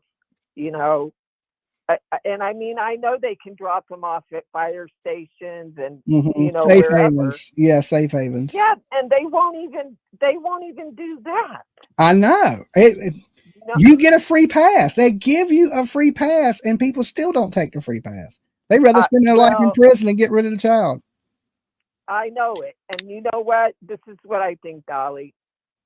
And as far as BK goes and Stephen Stearns, how the prosecution had it nailed, man. Both of those cases. Yeah. Why give them a deal? Why were they offered a plea? I don't know, because the state don't want to spend the money, because it can cost from $1 to $4 million to prosecute a murder case. Well, I mean, so Maddie wasn't worth that. I think all the kids alone were worth that. I wouldn't have offered them a deal on one of them, most likely 4 of them. I wouldn't have gave them no deal. If I was a prosecutor, you get in the firing squad, buddy. Yeah, and you know what? So what? If it takes 20 years and that's what they do, I say no appeals. But if they have to let them do it because of our messed up justice system, okay. But you know what? Every day they got that death penalty hanging over their head. Every day. Well, and we need to make it quicker. Why 20 years to give somebody the death penalty? Let's get you out here in 3. Hey, I totally agree. And I would be on that firing squad. I wouldn't have had any problem killing BK. Brian Enton went into that prison that he's at. I don't know if you follow him or even know who he is, but Yeah, I know who he is. yeah, do you know that he has a podcast now?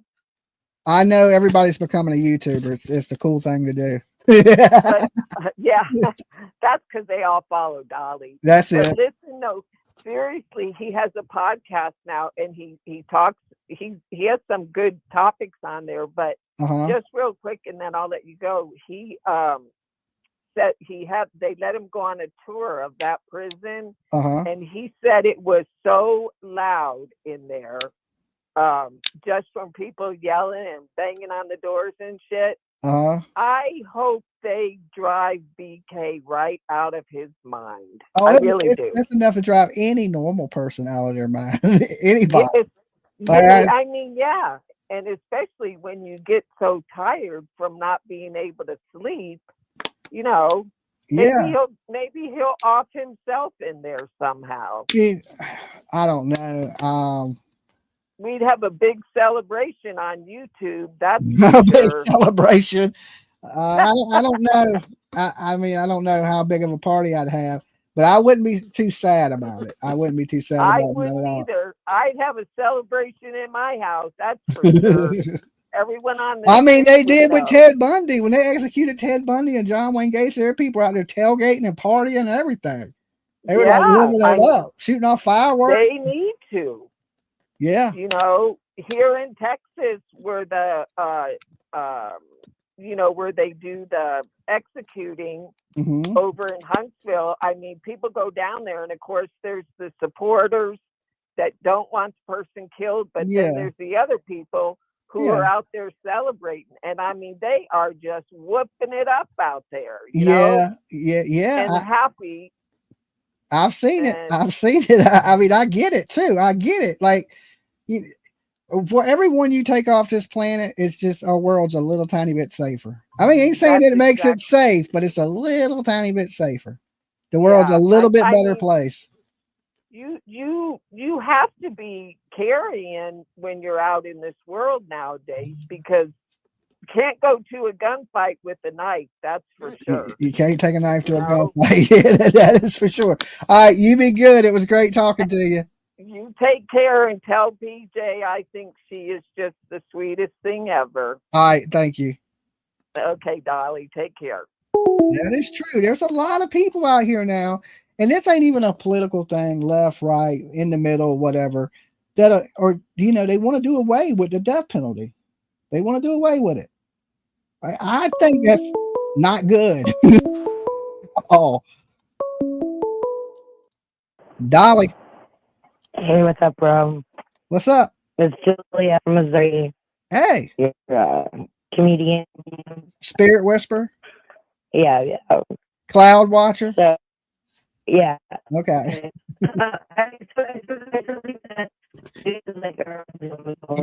You're breaking up really bad. Okay, hold on. Let me fix it.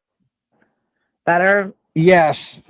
Okay. So I think that we should go back to the old days, off with their head. If somebody messes with a child, bam, they're gone. Off with their heads. Yeah, off with their head. So go back to the old days, and look, then that's what is going to make it stop. Because I mean, you put a tracker inside of like what was that? Back to the Future, not Back to the Future, but like if they were chopping off YouTubers, I wouldn't be a YouTuber. I can tell you that. I'd be like, I'm going to pick up the fuck is this? The movie where it has Sarah something, where they're like going back in like time or whatever, and they have this robot. But anyway, the guy like cuts the tracker right out of his head. Remember? Yeah, they got They could cut the tracker right out of a kid. You know, I mean, it wouldn't work. I know. If they're trying to kidnap a kid and kill it, sorry. Well, what if you put the trackers in random places so you didn't know? I guess it would leave a scar. So, but I mean, we can chip the kids, put it in their clothes, and we can put it in their book bag, in their shoes. Or we can put something inside a criminal that if they got near a kid, that it would go off inside of them and make them bunch up and fall on the floor like an inside taser. Oh, that would be crazy. Yeah, like for people that have been convicted of crimes against children, if they get near a kid, Right, and the kids will just wear the same bracelet. What? they just be shocking them until they're unconscious. Yeah, well, maybe something worse, make them stop breathing, whatever, knock them down. Yeah, that would be smart, because then you wouldn't have to hurt the kid. And that, if if you were in trouble, you did even something slightly, perverted or whatever, then you got one of those things, and that. Or I say castration too with that, but it is what it is, right? Well, I mean, whatever can protect the children, where people stop. I think that'd be a good idea. But full RoboCop, you know what I'm saying? We'll go full RoboCop out here. Well, yeah, but I mean, like, to protect the children, I think that a lot of people are gonna get ready to get wiped out. I mean, AI is taking over anyway. Technology is getting so good; it's harder and harder to get away with crimes, but it don't. I think it's still by spirits though too. Like angels, or maybe something evil too. Some of them could be. I don't know about the angels, but I know about technology we can use. You know what I'm saying? I don't know. Well, I know that, you can use AI to answer random questions and stuff. Because it's just random. They pop up random stuff, and it's like that theory that the scientists did. With this light, if you're not watching it, it doesn't travel the way that. I don't know how to explain it. I'm not that smart to talk about what I'm saying, but if you're not watching it, it's like a theory. If you flip a quarter, and if you're not watching it, then it doesn't react the same. You know what I'm saying? So that's like quantum physics. Yeah, quantum physics, exactly. It's a little too much for my brain, but that a particle acts different once you observe the particle. Right. Yeah, that's a nerd. I mean, I'm saying if people saw that shit though, people dying in the middle. Well, I can't use that word, but in the middle of town, make a big show out of it. You know what I'm saying? This is what happens when you mess with a kid in our town. This is what happens when you mess with older people, or you steal or whatever. Yeah, I mean, I agree with that. You got to set an example to let people know, hey, you're gonna fear. You do this, and you're gonna have something to fear. And people don't fearful. Just like Austin Drummond, he didn't care that he was going to prison. He was used to prison. That's all he knew. He's got a maid in there. Probably better than out here. So we need something worse than that. Especially if you like sit in the tootie booty. All right, you be good, girl. Wait. What do you call a hooker with her hand up her skirt? A hooker with her hand up her skirt. I don't know, but it better be YouTube friendly. Self-employed. What? Self-employed. All right, peace. All right, later. Self-employed. Oh, that's too good. Did anybody catch that joke? Anybody catch that? Was it just me? Self-employed. Where that girl comes up with that stuff. Now, she's usually the one that calls in and talks about the spirit world, told her this and told her that, and she talks like she's a spirit whisperer. She's cool though. She cool. I'm just picking with her. The joke was good. The joke was good. So anyway, great ending. Yeah, right. She talks fast. Dolly. Dolly? Yes. Hi, this is Puri Dye from Indiana. Hey, how's it going? This is a case you've worked on, but this just kind of has happened within the last 3 hours. The guy from Devil's Den that killed the mother and father. Yes. Pull his picture up, and then you pull up the young Delphi sketch that they made. It's his kid. It's a guy, and they've got 4 other murders. They think that he's a serial killer. Yeah, he wasn't old enough. He ain't old enough to be the Delphi killer. Yeah, he is. That was just 8 years ago. He could have been.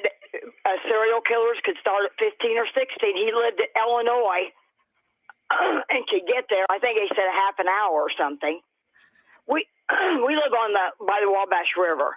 So Illinois takes us about 15 minutes to get there. Excuse me, but also the little girl. Esley says Richard Allen is guilty. Esley, I disagree with you. I don't think Richard Allen's guilty. Oh, I'm totally with you. And that was a shyster. Railroaded. They railroaded that dude my into whole prison. life. That's the It's an craziest. embarrassment to Indiana. That's the craziest thing I've seen. I've never seen somebody get railroaded into prison so hard as they did him. And now they moved him to Kansas, wasn't it? I don't know Out where they west. moved him to, but he Yeah, they he said. confessed from mental illness. He confessed to the crime. He didn't even know how they were killed. Yeah, and then he said he was going to kill his grandchildren. He doesn't even have any grandchildren. Yeah, So many he was little crazy. things that she He was would not. crazy. They made him crazy. Oh, I know. They did it. The court said he wasn't crazy, but yet they were giving him medicine for crazy people. Well, which one is it? Is he crazy or is he not crazy? You can't have both. Did you come out here for that one? No, I didn't. You I were wish. planning on it, weren't you? Yes. Yeah. I knew he was Something innocent. else happened, I I think. think they was Another. I honestly believe myself. I've always thought this. I think Keegan Klein and his father had something to do with the death of Abby and Libby. Well, I'll tell you, I always thought that Ron Logan there, because he could lure those kids and say, "You want to see my horses or my rabbits?" Because he raised these prize rabbits. Yeah. And they could have went with him, and maybe Libby was a little bit hesitant. Yeah, there was. Well, they couldn't go after Ron Logan because Ron Logan's dead. You know. Yep. So they had to have a fall guy. They had to have a fall guy, and they already had Keegan locked up for the rest of his life. So they went after. I don't think he couldn't walk across that bridge; it would cave in. He was rickety. No, he wasn't that big 8 years You ago. look at pictures; he's pretty big. He wasn't He's that pretty big. I did. I looked at pictures of him and his dad when they were in Vegas because shortly after the Delphi murders, they went to Vegas. Yeah, it was like 2 weeks or something later. Yeah, and they I'll went. always look at those, but look at They this. had to confess to it that he was in communication with the girls. So did that Elvis guy. Elvis said he went home and told his sisters. No, this thing was the biggest railroading mess I've ever. He was down. I live in Sullivan County, and he was down here. One of their moms is going to be at CrimeCon this year. One of the Delphi girls' moms. Oh, it's Libby's mom. Is it Libby's mom? I can't remember which one it was, but I just knew it was one of the Delphi. Hey, do you have moms. Hulu? Yeah, have no, Hulu? I don't have Hulu. Why you Okay, want a to new thing just came out, I think Tuesday night, about something about the girls on the bridge or something. Okay. And they talked to Kathy Allen. They interview everybody. Does she haven't think seen it. Richard Allen done it? Half an hour. Oh, not me. Oh, No, never. does the mothers of the Delphi girls believe that Richard Allen done it? I didn't. Well, what I heard, the one's going to be at CrimeCon. Libby's grandma, she said they convicted him and he did it. As far as I'm concerned, I didn't hear. I mean, it was like trailers Well, as from soon that. as you say, "Far as I'm concerned," that makes me have doubt that you don't believe it yourself. That's if you what she say, said. "As far as I'm concerned," so don't that kind of makes it sound like he's guilty, no matter if he's not I don't guilty. think. I don't believe. All those girls were supposed to meet that guy, and like 3 to 5 of them, they left before the girls got there. They're the ones that saw and did the sketch. The first sketch that was put out was of a young man. Yeah. And Miss Dolly, he was all in black. How about the guy out there? Just killed at Devil's Den, all in black. I mean, I don't know. I'll have to look into that a little bit. But look, hey, I It just appreciate you happened. calling. I wanted you because you have the best viewers, and I never miss you day or night. Thank you. So, and I know you got a bunch of old ladies out there. I'm one. My grandma's like 95. She calls in sometimes. But anyway, I wanted you to. And she still says. I love she my wanted old to ladies. with remote viewing, huh? I love my old ladies. I'm glad I got the old viewers. I don't like young kids anyway. She said she already knows because she's psychic. Okay, all right, you be good. Okay, look into that though. Have PJ. Have a good evening. All right, peace. Bye bye. Okay, the psychic puppy. All right. Yeah, I more rather sit up here and speak with people that have some sense. Young people, listen, nothing against you young people out there. I just don't know if us older people are on the same brain level as some of you young folks out there today. Kids today, I'm kind of glad y'all don't watch me. I'm kind of glad. So anyway, age 60 lady here. See, I mean, there's some younger people that watch us, but the good majority of my viewers are from 35 and up. Okay, up to even my numbers from 60 plus have been growing. Which I'm happy with. I'm glad you guys watch me. No matter if you're in hospice or if you get eating applesauce. I'm playing. You know, Dolly got jokes. I like applesauce. I can't wait till that day. All right. I eat at least 2 Jello cups a day. Okay. At least 2 Jello cups a day. That's how you know you're getting old, right? You look at your refrigerator and there's Jello and pudding. You getting up there. Okay. The ages are starting to tack on. You 38. Okay. You young for Dolly Vision. You young for Dolly Vision. Hey, I'm like Bob Barker. I'm big time in assisted living facilities. I sign autographs when I show up. All right. Anyway, guys, y'all have been great tonight. Thank you for everybody that called in tonight. Everybody that's tuned in. If you haven't, like the video, share it. I'm going to go watch me some Shameless. I think I'm on season 7 of Shameless. Okay. If you ain't never watched it, it's a little crazy. It's on Netflix. So I'm going to go kick back, watch me a little bit of Shameless. Eat me a couple Jello cups and live my best life. You guys have been great.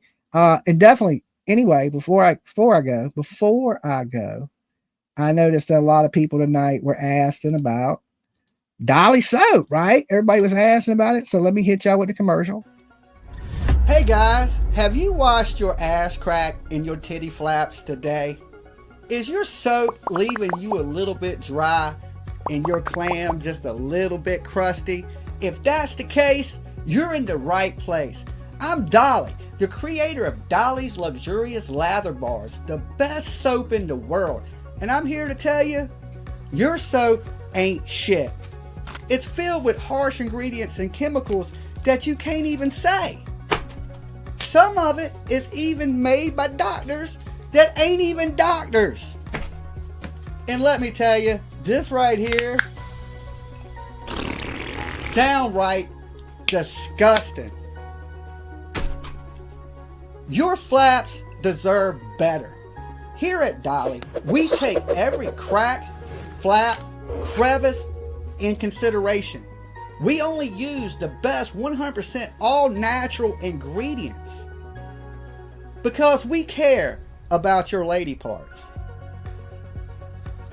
Every bar is handcrafted by me, Dolly, and we carry some of your favorite scents such as raspberry lemonade, pink sugar, our version of Love Spell, Caribbean Haze, and a ton more. To add the full luxury to your bath experience, don't forget to check out Dolly Voodoo Candles. They will cast a spell right into the air that will leave you relaxed, rejuvenated, refreshed. So what are you waiting for? Get over to www.buydollysoap.com. Save yourself 10% on your entire order when you use promo code WASHYOURFLAPS. Remember, keep your ass cracks and your titty flaps clean. Look forward to your order. Be shipping out to you soon. I'm Dolly. See you guys later. Bam! Okay. I told y'all I'll see y'all later. So I actually made a bunch of new stuff today. We got some pink sugar. We got some cherry almond, love spell. What else did I do? A bunch of them. There's a bunch of stuff still for sale. There's still some we're out of stock of that I haven't got around to making yet, but I'm going to try to get to that this week. Don't forget to wax the man. Okay. We got men's soap too. It's not just for ladies. We started off making all soap for just women, but then I realized some of y'all have husbands, right? So now we have the barbershop soap. We have the lumberjack. We have a bunch of Darmani, which is Armani, but I changed it to Darmani because I'm Dolly. So we have all those different ones for men. So we have men's soap, women's soap, lotion, and you can save, I think it's 10% with Wash Your Flaps. Now we will have some new things on the store tomorrow. that we haven't added back onto the site. We're restocking the store now, and we're about to have a sale of some of the older stuff that wasn't sold. So be on the lookout for that. Make sure y'all check it out because it helps the channel. And remember this, if nobody else loves you, Dolly does. Peace.